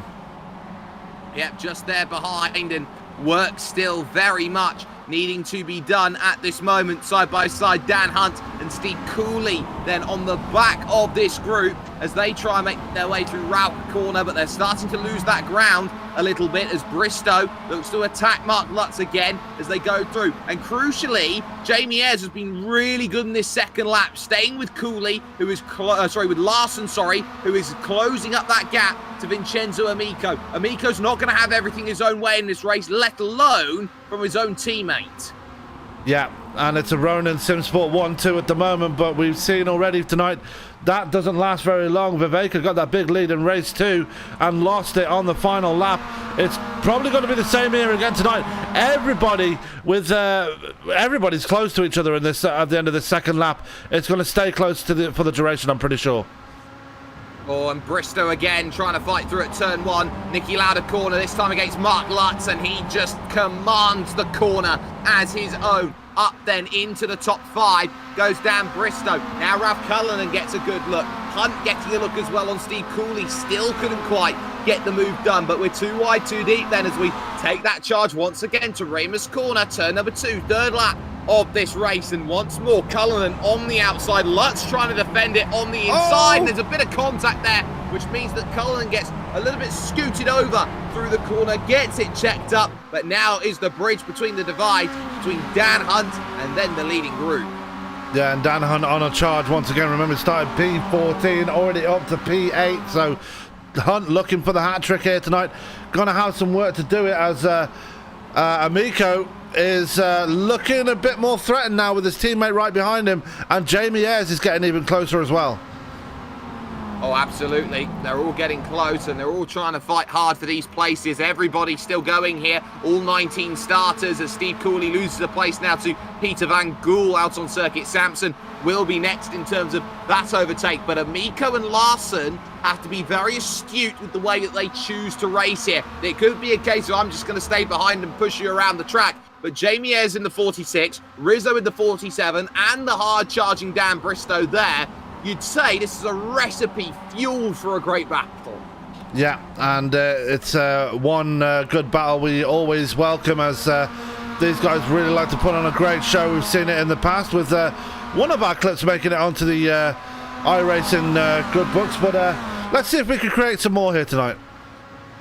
Maybe that could be the case. On the brakes, the right-hander there of Niki Lauda corner, and this brings everybody to the party. Some fire needed. Big gap formed now between Mark Lutz and Daniel Bristow. That's 2.2 seconds now of time, which will be very tough to close down even at the best of it. Here comes Jamie Ayres for P2, looking at it down the inside, wing mirror to wing mirror as they went through the corner.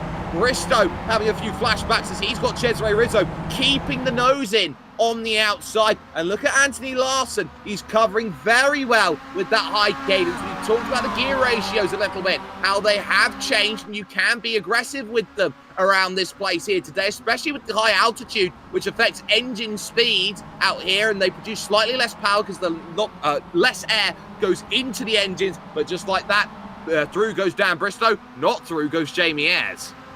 Yeah, and I can't help but think that Larson might be playing rear gunner here for Vincenzo Amico, as Amico is starting to get away with Larson being the cork in the bottle right here, just holding up the drivers behind him. Certainly, and this will be a key for the 99. If he can't win it, then it will be his teammate. But ultimately, it's a case of what can Jamie Ayres do? He's trying to get that move done. He's got to get it done cleanly. And you've also you've got to say, go for a block pass. He tried to go down the inside at Jochen Rindt, and he's opened the door up wide. Wide went Anthony Larson trying to leave the room, and through the final corner again, he'll try and extend with it. But this is just bringing this pack closer and closer together. Now you've got to pick your lane to Niki Lauda, which at the best of the time is one wide at best. So now which way you're going to go? Are there going to be some bumps into the corner as they now make that crest up the rise? But look at Larson, commitment plus on the outside. Brilliant move there by Larson to hold off Ayres, but here comes Rizzo again, looking to the outside of Bristow. Rizzo's not done with this battle either. He wants to make his way forward ahead of the man in the 12, and it's not going to be easy coming up to the second corner. Here comes Ayres now, big dive to the inside, not going to have the room to do it, but Rizzo still holding on to the outside line, gets bumped out, has to back off. Yeah, couldn't quite get there. There was no contact, of course, between Bristow and Rizzo, but Rizzo effectively shepherded down a pavement which he could not follow. So he'll have to wait again if he is to try and get himself through. And these top five are away from the rest of the group. Dan Hunt now up into P7 as things stands at the moment, with this second group containing Van Gool, Cullinan and Sampson on top of that. And then the next chasing group as well, Maxwell, Hefford, Cooley and Viveka, all trying to find as much pace as they possibly can, as they're almost going three wide there in that group there. There's a big push through the corner on Roy Viveka from Steve Hefford. He wanted to get by Cooley quickly. Yeah, and Hefford trying to make his way from the back of the grid there, trying to get around Roy Viveka, and we've already seen from the Dutchman, he's not the easiest person to get around here, as Hefford runs off wide, jumps right back on the track right in front of Cooley, almost takes him out there, has to back out of it, and that's a reprieve there for Roy Viveka. And now look at this, they're going to be three wide here to Jochen Rindt, because Andy Maxwell decides I'm diving to the inside, and we'll get it done at least at the apex of the corner. On the exit though, here comes Hef back again as he goes back to the inside at Red Bull Mobile, and we'll get it done. But again, another case of up and under. Look at the run that Maxwell gets, and he will now take the trade to the inside. Cullinan side by side with Peter Van Gool. Meanwhile, at the front of the field, it's all closing up again. Yeah, as Amico losing that gap, as Larson still doing everything he can to hold off as here comes Bristow now on the attack on Jamie Ayres. They're going to be almost 3 wide heading up to turn 2. They're going to get this one figured out pretty quickly, as it's going to be Bristow with the big dive. The battle for third place, that's going to let Ches in, and it's going to be a big run down towards the next corner. Who's going to get the position here? It looks like Bristow might get it. Has got the inside here, but the draft is all Jamie Ayres. And look at that draft coming into play. He's pulled alongside. He's got the wing mirrors in front as they make the breaks into Slosh Gold. Contact, and Jamie Ayres is going to be shuffled out on the outside. Through will go Cesare Rizzo, and the 46 getting on the radio there a little bit. Not happy there with Dan Bristow's move, potentially moving up into P number 3. But at least for the moment, it's still that Ronin Simsport 1-2 with 3.5 laps to go. And what a special win this would be for the Ronin Simsport team. Only their 3rd event of the season, their first time as a full team making an appearance here this season, and already looking very good at the front of the field right now. Amico in the lead, Larson in second. Bristow, though, will not let this lie. He wants that win here today. He absolutely does. He knows what he's capable of doing, and he will go out then to the ends of the earth to make sure that he can get it. So the charge is very much in play. Can you find what you need? And a little bit more to go on top of that. Meanwhile, in the background, here comes Martin Sampson with an attempt on Ralph Cullen. Ralph's going to push him over to the inside, but very quickly goes back to his racing line, knowing that resistance here in this case is going to be very much futile in this run towards turn number 1. He's going to try and hold the outside line, but he understeers out, and through goes Sampson. Yeah, we've had a problem for Steve Hansford. He's lost a spot to Mick Barry, who's trying to make a recovery here. Is Bristow now on the attack of Larson. Might get the run here. It's always been the last of late breakers, but Larson going to come back at him through turn 2. Bristow takes away second place, but you've got to think Larson will want that back straight away. He'll want it back, but he's not got an option here. Bristow's chasing down Vincenzo Amico, and he is not going to stop. And now here will come Ches. Remember, Larson was fighting with Bristow and Rizzo all of race 1, and now they've got to be alert. Lutz has lost the place as well in the meanwhile to Dan Hunt, who is up to P6 and is only 2.7 back, as Van Gool is also through now on Ralph Cullinan, who is still fighting it out then with Martin Sampson. All the while, important amateur category points being fought on the horizon. Rizzo locking the tyres there, being forced across the gravel in comparison to Larson, and through goes Ayres. Yeah, and he keeps the speed in the car as well. Does Rizzo, and stays right behind Ayres, but lost a lot of momentum there in the DOF Reality Machine. We're going to look to the outside of Ayres coming into Joachim Rindt. Is he going to get the line? We don't know, because... well, we do know, because Ayres just holds on into Red Bull Mobile, and Ayres does have enough room. He holds on for now. Yeah, comfortable hold on, but they're going to be at 2 laps to go here. Vincenzo Amico has been driving a flawless race here in race number 3. Dan Bristow has been the one trying to charge on forward and get as much as possible out of this race. Andy Maxwell racing hard with Steve Hefford for position. Keep an eye on Maxwell's points at this stage. Got Cullinan in 10th, got Maxwell in 13th. You got Mick Barry all the way down there in 18th position. Crucial for amateur category, as now Hefford here is going to have to play defensive all the way through. They've lost contact with Roy Viveka. Yeah, Viveka able to get away as Maxwell all over the track trying to get to stay to the back of Hefford. Is he going to try and make a move coming up the hill? He is going to make a move, but it's to the outside. Might not have the favourable line. Might get the up and over on the exit. That's exactly what he's not going to get. Not enough speed on the exit there. Maxwell having to stay behind Hefford for now. Meanwhile, there is some side-by-side. Van Gool and Sampson scrapping out for 8th place at the moment here in this one. They're all in full focus mode as they go into Schlossgold with contact there as they get it done. Van Gool holds on to the place for the time being, but you've got to get back into line quickly because Cullinan would have been in the mix. Not ideal. Now for the race lead side-by-side. Dan Bristow trying to open it up through Ralph and into Verth corner. Isn't quite in a position to attack it, but on the exit, look at the drive and composure that's there. Oh, contacts, they went through. Somehow Bristow lifts off enough to make sure Amico doesn't turn it around. Bristow is giving everything and a bit more. He's trying to work so hard, he wants Amico's car. Yeah, and as they come through, Red Bull Mobile, Bristow going to try and get that run, heading up to Nicky Lauda corner. He's going to get it on the exit, and don't count out Larson either. One more lap to go, and it's looking like it's going to be a three-way battle. Here comes Bristow there, Jake.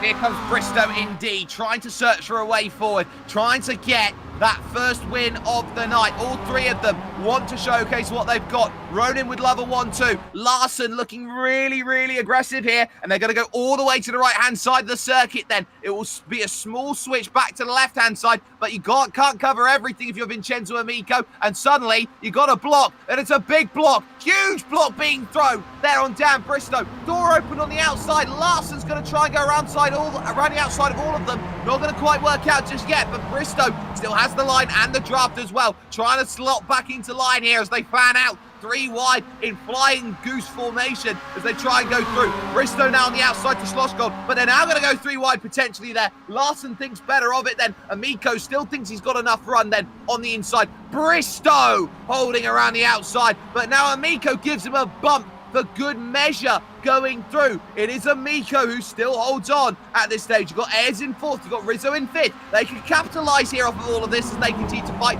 Bristow to the outside at Route corner. He wants to try and find a way through. Now this way, and he'll have to do it again. He's loved the outside here at Verth, and he's going to try and hold it here. He'll have the right, then heading towards that next section of Jochen Rindt. But look at them push against each other. Fantastic stuff. They've all closed up again. 5 to the dance as they head themselves towards the right of Jochen Rindt, a legendary driver, and it's a legendary race. Little contact there on the back from Larson on Dan Bristow. Amico tries to track extend. Final corner coming. More contact there. Bristow's going to need a drive to the line here to feel like he is safe, and I think he's just got enough. What a race between them all, and they'll fan out across the line. Bristow wins race 3. What a finish there for Bristow. He wanted that win, and he got exactly what he wanted. Amico second, Larson third. What a race for Ronan Sinsport to get that podium there.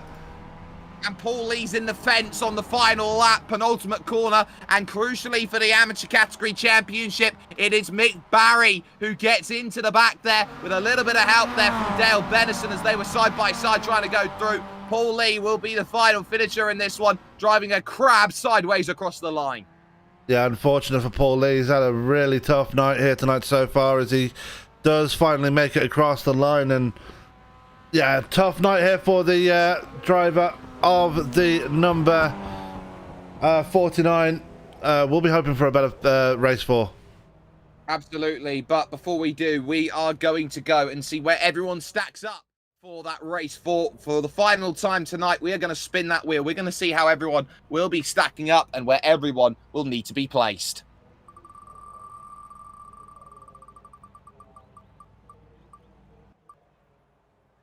And it's number 11. 11 is the number then that we get to have a little look at. So confirmation of result. Daniel Bristow picks up the win, 16 minutes, 26 seconds, and he wins by 800 over the line. The top 5 was split by 0.4 of a second as Vincenzo Amico gets second ahead of Anthony Larson in third, Jamie Ayres in 4th position, and Cesare Rizzo rounding out the top 5. Dan Hunt gets 6th place with Mark Lutz in 7th and Peter Van Gool getting 8th place. Another solid top 10 for Ralph Cullinan. He gets 9th with Roy Viveka rounding out the top 10. Steve Hefford then is in 11th with Andy Maxwell in P number 12. Steve Cooley gets 13th with 14th, ending up then in the back pockets of Martin Sampson with Dale Bennison 15th, Steve Hansford in 16th, and Paul Lee classified as 17th because late race penalties came in for both Mick Barry and Alan Toon for going over a certain point. And as such, those two drivers get docked a few seconds at the end. And that's why they are at the bottom for the Work Guard team. We are going to get the chance then to jump and have a little talk with somebody as we rush down the paddock and see who would be a nice conversation topic to have, at least at this stage. And I think we'll talk to the driver who came home in 4th position overall, potentially, Jamie Ayres. Jamie, do you have a copy, buddy? Hello, good evening. Sorry. Hello, good evening indeed. A very solid result for you. Started 4th, finished 4th, but that didn't tell the whole story. That was an incredibly tough race. It was very close with Anthony, especially on, I think it was the first lap of going through turn 7, was it? We came back on, we had a little bump, and then I had a bump with Dan going into turn 4, which cost me a bit of time. It was a good race, really good fun. Really good fun, but let's just talk about those final stages, because you managed to sit yourself on the back of the group, stay patient, you battled a little bit with Ches there, and then of course it all started kicking off in front of you as they all fought incredibly hard for that victory. How important was it, especially after those first 2 races of the night, to get a good, solid and consistent points haul in for this 3rd race? That's my main game now for the rest of the night, is to get those points, because the first 2 races were a bit of a disaster for me. With Mr. Katz on holiday for 2 weeks, he's going to drop 2 weeks of 0, so it's time to make up some points, I think.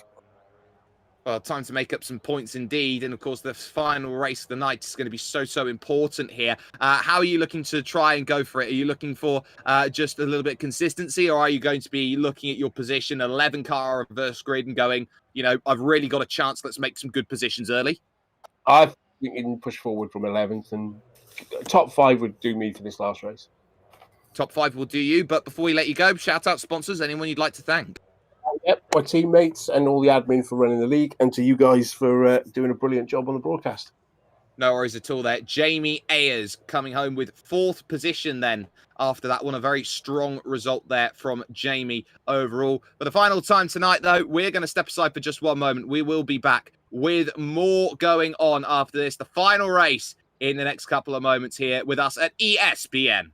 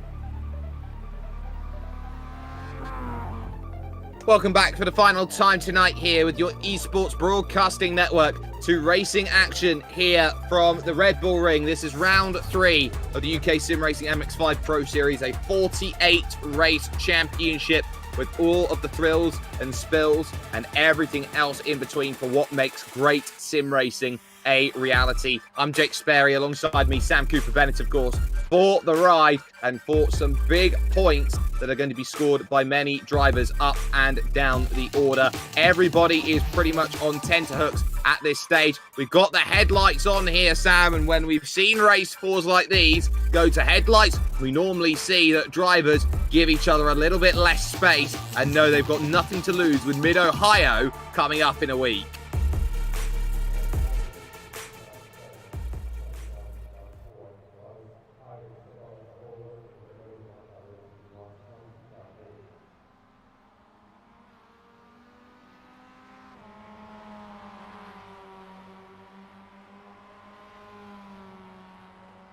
Absolutely, and to tell you just how late it is, it's about 5:30 in the morning in terms of the time that it has been set to. So that is incredibly late conditions that we've got going on, and effectively a full-on night race that we are in full pursuit of seeing at this point. So you can see the sun there in the background. That will be sunrise pretty soon in terms of where we are, and that will be a lot of work to do, as it will be effectively the morning after the night before in terms of how we're going to get things going. But this has been such a strong racing night. We saw there in that third race a very tactical battle up through the order. Bristow had to really work to make sure he earned every place in that train, and it proved once again that you can't lose ground early in these races. It becomes nigh on impossible to close it back down.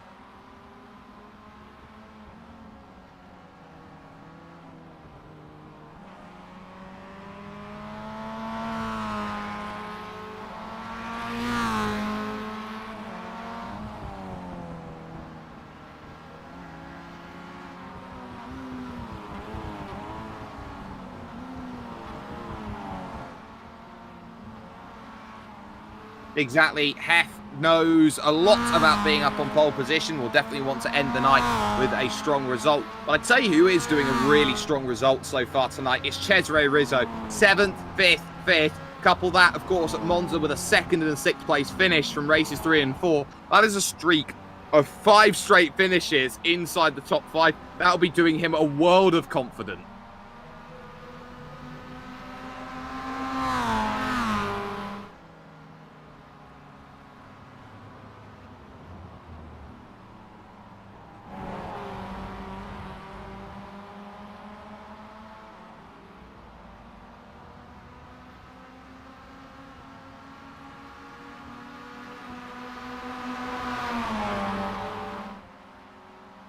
Well, looking to do the same again is going to be the key. Can you find the result that is so very, very necessary, which is going to be position number 1. The Red Bull Ring is our place, is the home for this one. And I'm sure, ladies and gentlemen, for all of you who are watching, we are going to be in for an absolute treat of a final 15 minutes, a final 9 laps around this one. Just waiting for the final checks to be all done and okay before we are allowed to proceed forward with this final bit of action that we have for you right now at ESPN. It's also worth noting on top of that you can check out all of the other amazing racing events that we have going on forward. For example, we'll be back here around this circuit for the very, very wonderful E-Formula series, which will be coming up a little bit later on in the week. There's so much great stuff at all times of day, so make sure that you like, share and subscribe to excuse me, ESPN for more amazing content brought to you by us here.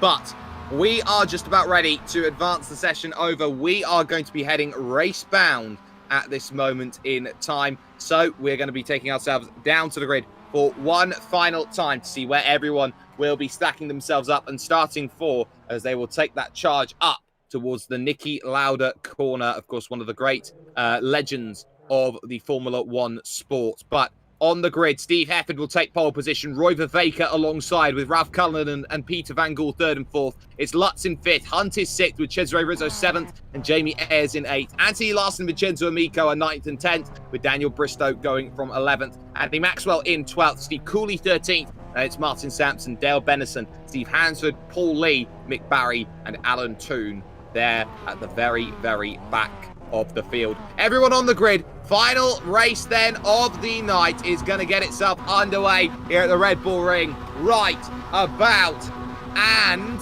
now. Let's get ourselves going. What a bogged down start from Roy Vervaeke. He really struggled to get himself away. Cullinan's gone through. Van Gool's gone through. Mark Lutz might decide he wants to go through on the outside. Dan Hunt is there in the mix as they descend towards now Remus at turn 2 after that big run at turn number 1. Rizzo drops one place there for the troubles and a bit of contact in the back as Paul Lee gets into the side there of, I believe, Anthony Larson there, who didn't get a good getaway. 3 wide we are already, though. Dan Hunt racing hard with Roy Vervaeke.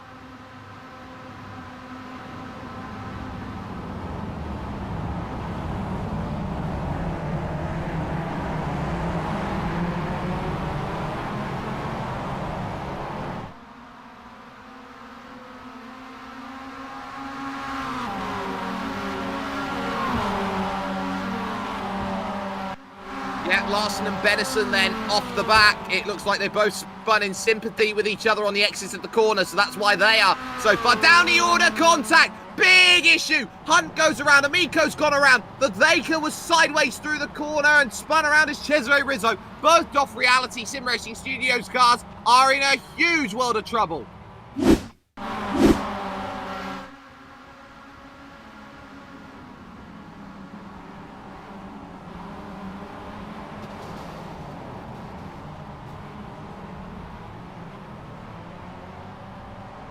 Oh.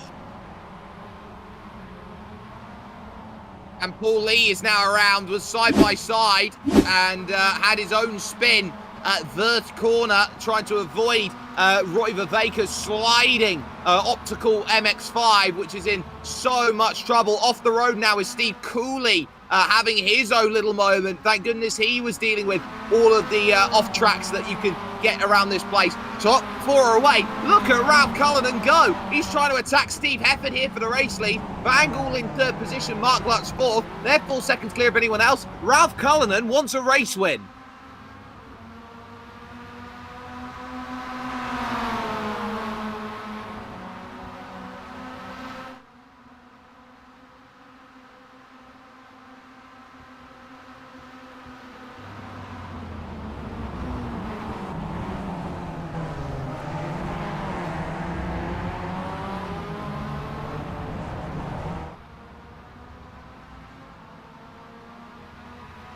Gravity very much helped there for Ralph Cullinan by running wide because it descends into that section of road. Van Gool's trying to push, and don't count Mark Lutz out this one as well for the Top Gun team. We're going to be almost 3 wide. Oh, Hefford and Cullinan come together, but Cullinan keeps it nicely there, and suddenly through will go one Mr. Peter Van Gool, and up we are into P2. 1-2 Momo as they make the breaks into the left of Ralph corner. So now these lot battling, and on for 5th as well, by the way, Martin Sampson and Jamie Ayres. Ayres trying to go all the way around the outside of the Ralph corner, and now all the way at Wirth. It's going to be another case of this long left-hander, almost there, a chance to get it sorted. On the exit you look, on the exit you get, says Jamie Ayres. 3 Momo cars in the top 5. Oh no! Bristow and that's Mick Barry.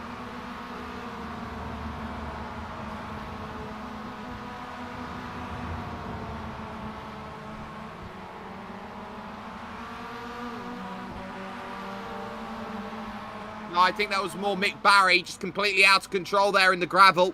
And Dan Bristow not alert to that. That was more a case of that's not how we wanted it to happen, but it's how it did. Anthony Larson in the pits, race over effectively there. But Mr. Race 2 in race 4 has the lead. It is Steve Hefford who's got this one. Van Gool 2nd, Cullinan is 3rd, and Lutz is there in 4th. But Cullinan, again, not willing to give this one up on the run down and up to Remus corner here. Now it's up to Remus at turn number 2, and Lutz now pulling up alongside as well. He falls nicely into line. He's thinking the long game here, but you you're going to get past one, you've got to get past both, and that's going to be the difficult part of dealing with them, as Sampson again back down the inside of Jamie Ayres.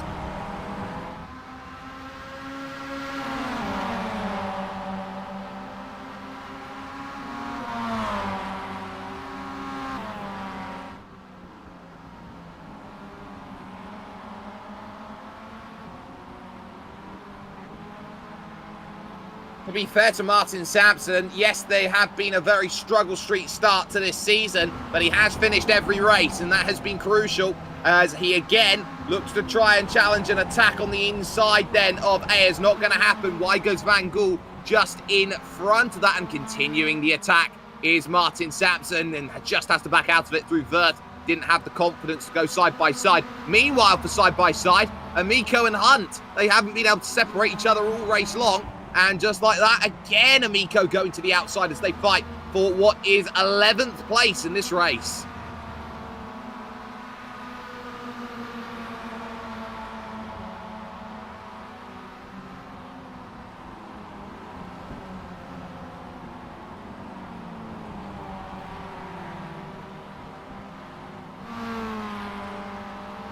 Yep, that's definitely the key. Steve Hansford and Roy Viveka in front. It'll be a tough challenge, though. It's about 3 seconds that they've got to claw on back as they look to continue. And give some credit as well in this race to Andy Maxwell. He's up there into 7th position right now, and he's really going to be getting some good points in the back pocket as they go. Van Gool all the way up to the rear of Steve Hefford. Doesn't want to make the move just yet. Doesn't want to jeopardize anything right now, especially when Mark Lutz can close down in the toe and make this one a train of 3 incredibly close, and then Ralph Cullinan trying to claw onto the back.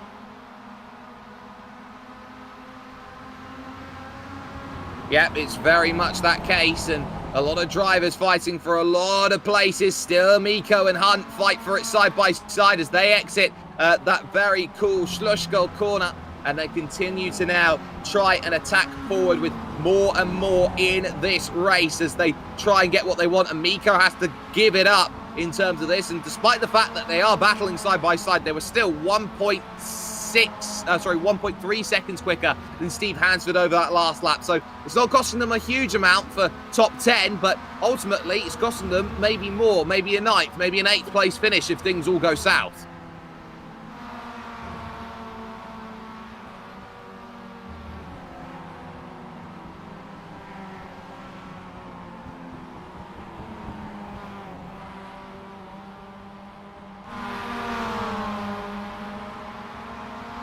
Yeah, it was a tough start for them. Of course, a little bit of incident there in the middle of the field did not help out matters in any way, shape or form. A poor turn 1 for Ralph Cullinan, though, and that has allowed Mark Lutz license to attack the 2 Momo cars. The Top Gun machine's going to go the long way around. Germany versus the Netherlands. At this stage, they go on through that age-old rivalry as they now look to attack, and Lutz gets a good drive off of the exit here, and he's got to figure out which way to go. But here's the toughness about trying to make this move, because you know it's going to be covered all the way. Look at him fan out all the way to that inside, trying to get it done at Schlussgol corner. He's later on the brakes, and a little bit of contact there for good measure. Through goes Lutz up into second.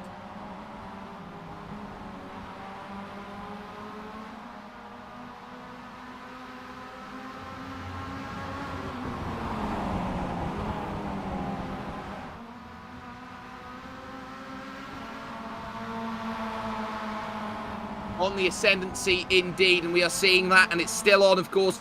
5th, 6th, 7th, Sampson, Ayres, Maxwell still continuing their scrap at the moment, but Van Gool not giving up here. This one for second place. You got to say, Lutz has got to try and defend this one as they head to Jochen Rindt, and his next left-hander again, he's going to push him to next to no room, and Van Gool again has to be checked a little bit and tempered, because you have to say 333 Mark Lutz wants the race lead, needs the race lead, and will want to attack car 72 of Steve Hefford. And I will say as well, 72 is my car number. I absolutely love that number. Steve Hefford running that number, doing a good job in the race lead.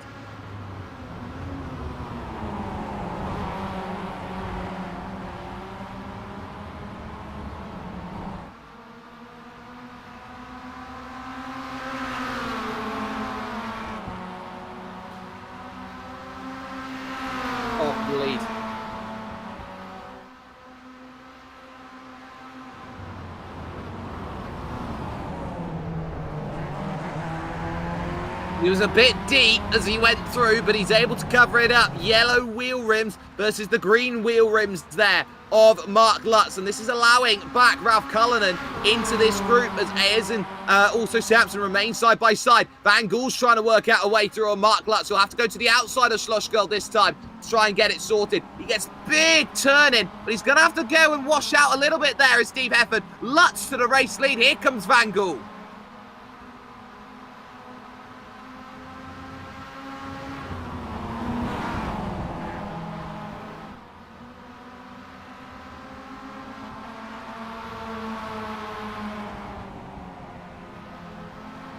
He pushed himself out there. There was no contact between those two. He just ran wide, and Cullinan can't capitalise. He wants to get those points. So again, the two Momo cars will scrap, and they've got to pick a choice now because they'll have 3 laps to go, and they can't allow Mark Lutz to get any form of a way here in this one. Through the long right-hander there of Jochen Rindt. Here comes Red Bull Mobile corner here, the final corner out here on this circuit, and a little bit of washing out there from one Mr. Peter Van Gool means that once again, Steve Hefford goes through and Cullinan senses a weakness. He's going to go for this one as well. Van Gool gets boxed in on the run towards Nicky Lauda corner, turn number 1, up the hill into the right, and just like that, Cullinan is back on the podium, and they're in chase mode now. They've got to chase down Mark Lutz, as now Maxwell is through on Sampson into what is 6th place.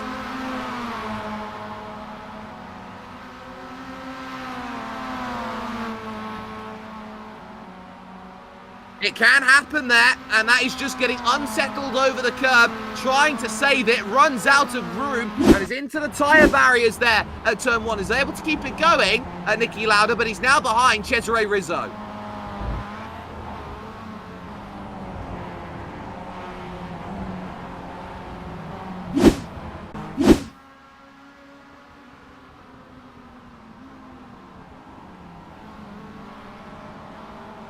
On the attack, but nowhere near at Slushgold to make the move. Cullinan all over the back then in what is 3rd position. There is some lap traffic here in this one. Dale Benison has just dropped the lap after he went into the pit, so that will be negotiated for Ayers and Maxwell and Sampson here in this race. But for Mark Lutz, who is still searching for a first real race win of his career here in the UK Sim Racing MX-5 Pro Series, this is going to be an important scrap to keep in mind, because someone like Steve Hefford knows what it takes to win races like these. He's a cool customer when he goes out there and races. He's never too perturbed with the action that goes on, and I tell you what, Steve here would definitely want to try and make up for what has been a very tough night of racing. He gets an amazing run here on the run to Nicky Lauda.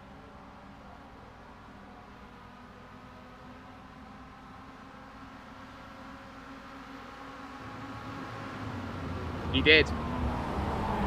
He had 2 stabs of the brake, did Mark Lutz. You could tell by the rears, there's the lights lit up. He wanted to let that one go and did so. So that will stay then as is for the time being. We've got another great scrap going on, and this will be a little bit further down the order. This is the fight for 8th for Vaker, Amico, and Dan Hunt, all scrapping for as many points as they can get their cotton socks on.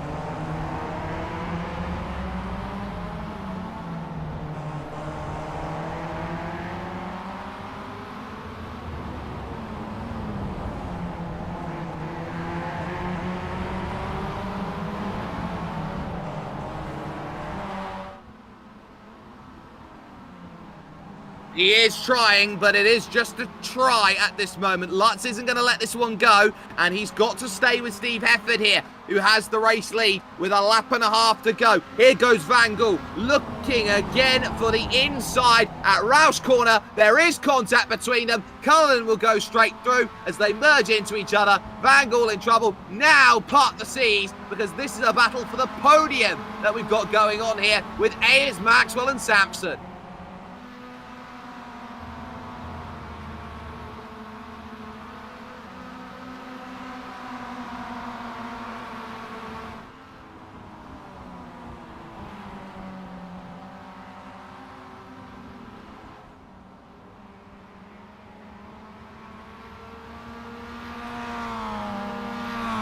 And the battle for 3rd still on as this last lap then gets into full view. We got some great scraps to keep an eye out on. Hunt versus Amico is the big one. Steve Hansford has lost the position to Dan Bristow over the course of this lap, along with Cesare Rizzo on top of that. But also, you've got this podium scrap. Sampson, Maxwell, Ayers. How badly will Andy Maxwell want a podium right now to mitigate the damage that Ralph Cullinan, who is 4 points clear of him right now, will do? This is for the amateur category, of course, and Sampson is pushing Maxwell all the way up to Remus Corner here. So Ayers on the inside trying to cover this one off. Of course, he's well up there in the championship as well. He's third at this stage, continues side by side. Mark Lutz is going to be in this one as well. The top two, looks like Hefford's got a bit of a gap at 1.1 seconds at this moment, but still you'd say Jamie Ayres on the inside. He's doing a great job holding this one together. Maxwell's got to do the hard yards here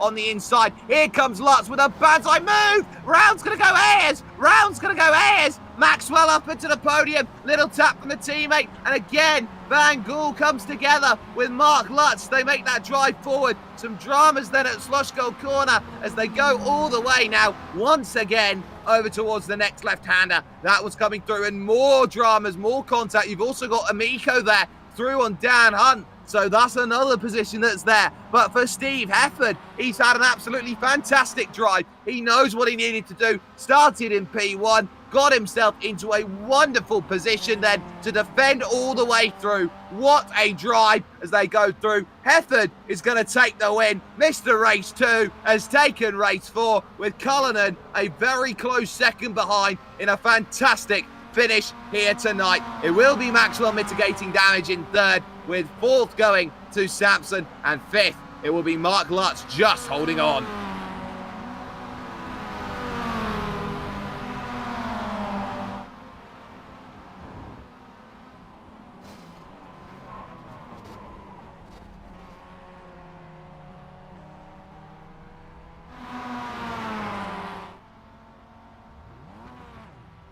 Steve Hansford can't catch a break here on this last lap then as he went on through. It was a case to be made of Ayers thought he was safe and effectively just reversed into Steve Hansford. That'll be a big penalty for Jamie Ayers for not being safe on his rejoin. He will definitely start from the pits next week, of course, at Mid-Ohio, but Hansford is going to have a really close drive to the line and is just going to hold off there. Alan Toon and Paul Lee going over to the finish. So let's get confirmation of result, ladies and gentlemen, here from this race 4. Steve Hefford, 16 minutes, 29 seconds. It is a win from pole position. Did so by 0.8 of a second over Ralph Cullinan. His best finish in this series, with Andy Maxwell finishing up with a P3 overall. Martin Sampson will get fourth, with Mark Lutz in fifth and Peter Van Gool in sixth position overall. Seventh would go to Vincenzo Amico, with Dan Hunt there in eighth. Roy Viveka picks up ninth position, with Daniel Bristow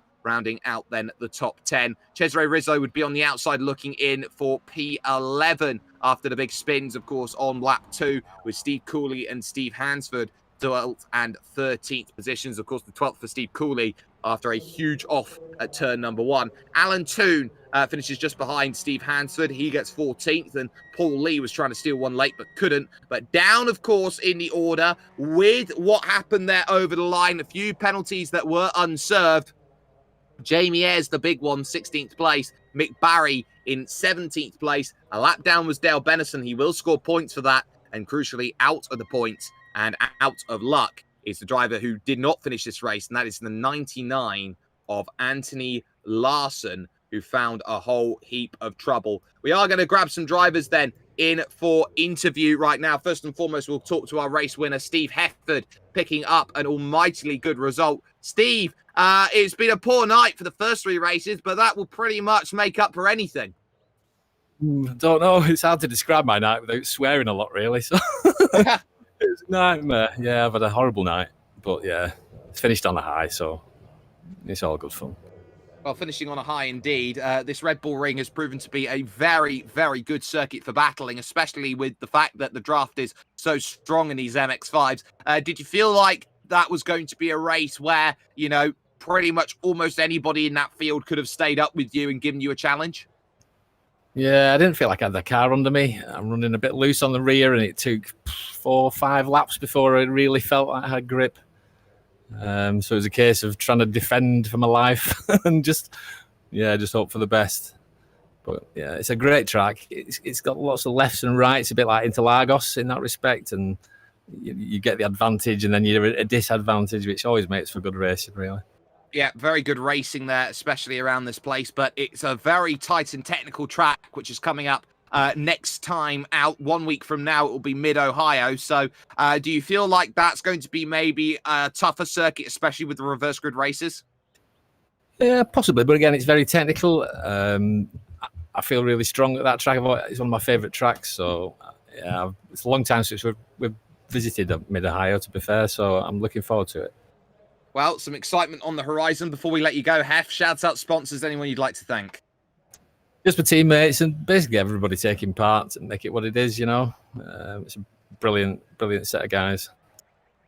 No worries at all there. Steve Hefford picking up the race win there in race number 4. I'm also going to take this chance to maybe jump in with Ralph Cullinan, if it's possible. Ralph, welcome to ESPN. How was that race for you, buddy? That was, pretty extreme, thank you. Yeah. I thought I'd just hang on. You know, and everything worked out in the end. Yeah, very good. Just couldn't catch Steve. You know, normally we're like magnets together, but there was no way of sticking with him tonight. You know. Yeah, a very tough race, especially with Steve in that sort of pace. But it looked like you were staying very patient there for the majority of that race. There was the likes, of course, of those around you, Lutz and Van Gool. And when they came together, it seemed like it was your time to capitalise for your best finish of your career so far here with the UK Sim Racing League. Yeah, no, it's true. Yeah. Normally I win these races by about 2 laps. Everyone knows that. Obviously, it's news to you guys, but it was difficult coming second this time, I have to say. But you know, we can't always win. But I'd just like to say, no, it was a great race, I got to say, and everyone was clean. But like you say, I had to hold back because, you know, I don't want to race the pros, don't want to ruin the pros race, and you know, so everyone clean racing tonight. It was very good overall, except for a couple of bangs here and there, but great night as usual.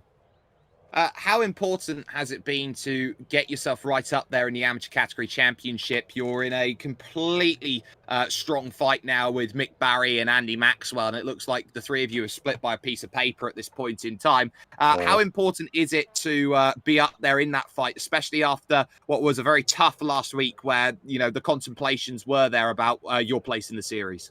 Yeah, no, that's true. I hit a low point there, and I've been there before, obviously, but I was saying to Mr. Toon tonight that you know what brought me back was the social side of it. So I might as well race while I'm talking to the guys. So that's why I'm here. You know. So yeah, but look, hopefully this year we'll have a better run in the AM Championship. I just need to stop having the old DSQs, and maybe we'll have a better chance of hitting the top 3 at least. The opportunity is there. You were flying the flag all alone this week for Result Clothing. So shout out sponsors, anyone you'd like to thank. Just the guys as usual, and anyone who jumps into the room. We always have a laugh. You know, it's a great team, and I tell you, for the last 16 months in lockdown, it's been my savior, and I know I'm not the only one. It's like a man shed in here, you know. So yeah, I just want to thank Result and all the guys who race for us, and you guys for putting on a great stream, and everyone I race against. You know, as long as we're clean and race fair, that's what we're here for. So thanks everybody. No worries at all. Ralph Cullinan, second position then in that fantastic race. Wonderful, wonderful result there being picked up from that. But Sam, final thoughts. We take our leave then for the first time this week at the Red Bull Ring. We'll be heading, of course, over to Mid-Ohio next Tuesday for that action, a track which couldn't be more polar opposite. Yeah, it's going to be one heck of a challenge going into that one next week. So many twists and turns, so many elevation changes. Mid-Ohio is one that will prove that you're a good driver or prove that you're not as good as you think you are. So it does, as I've always said before, separate the men from the boys, and we're definitely going to see that again next week. The only place you can catch that is with us at ESBN, your esports broadcasting network. If you haven't had a chance to already, you can like, share, and subscribe for more amazing content brought to you by the team here. Some wonderful stuff going on at all times of the day, so make sure you check out our schedule for when we are next live. But massive thanks to go to the UK Sim Racing team for getting all of this done. All of the sponsors that have been here with us at this channel, of course, at ESPN. And from Sam Cooper Bennett and myself, Jake Sperry, a very up and down night for a number of drivers. A lot of smiles to be had from some very, very strong results. But when the big names like Katz and Newman, who had been dominating the first 2 weeks, went away, it was time for new names to step up. Dan Hunt again proving that he was on absolutely fantastic form. The likes of Vincenzo Amico has proven he wants to join the party. He wants to go challenge for a championship. But what about those all around? An amateur category championship that couldn't get any closer. We've got so much to look forward to as we move on to Mid-Ohio. We will see you over there as we go to the big OHIO next time out when we're with you here with ESPN.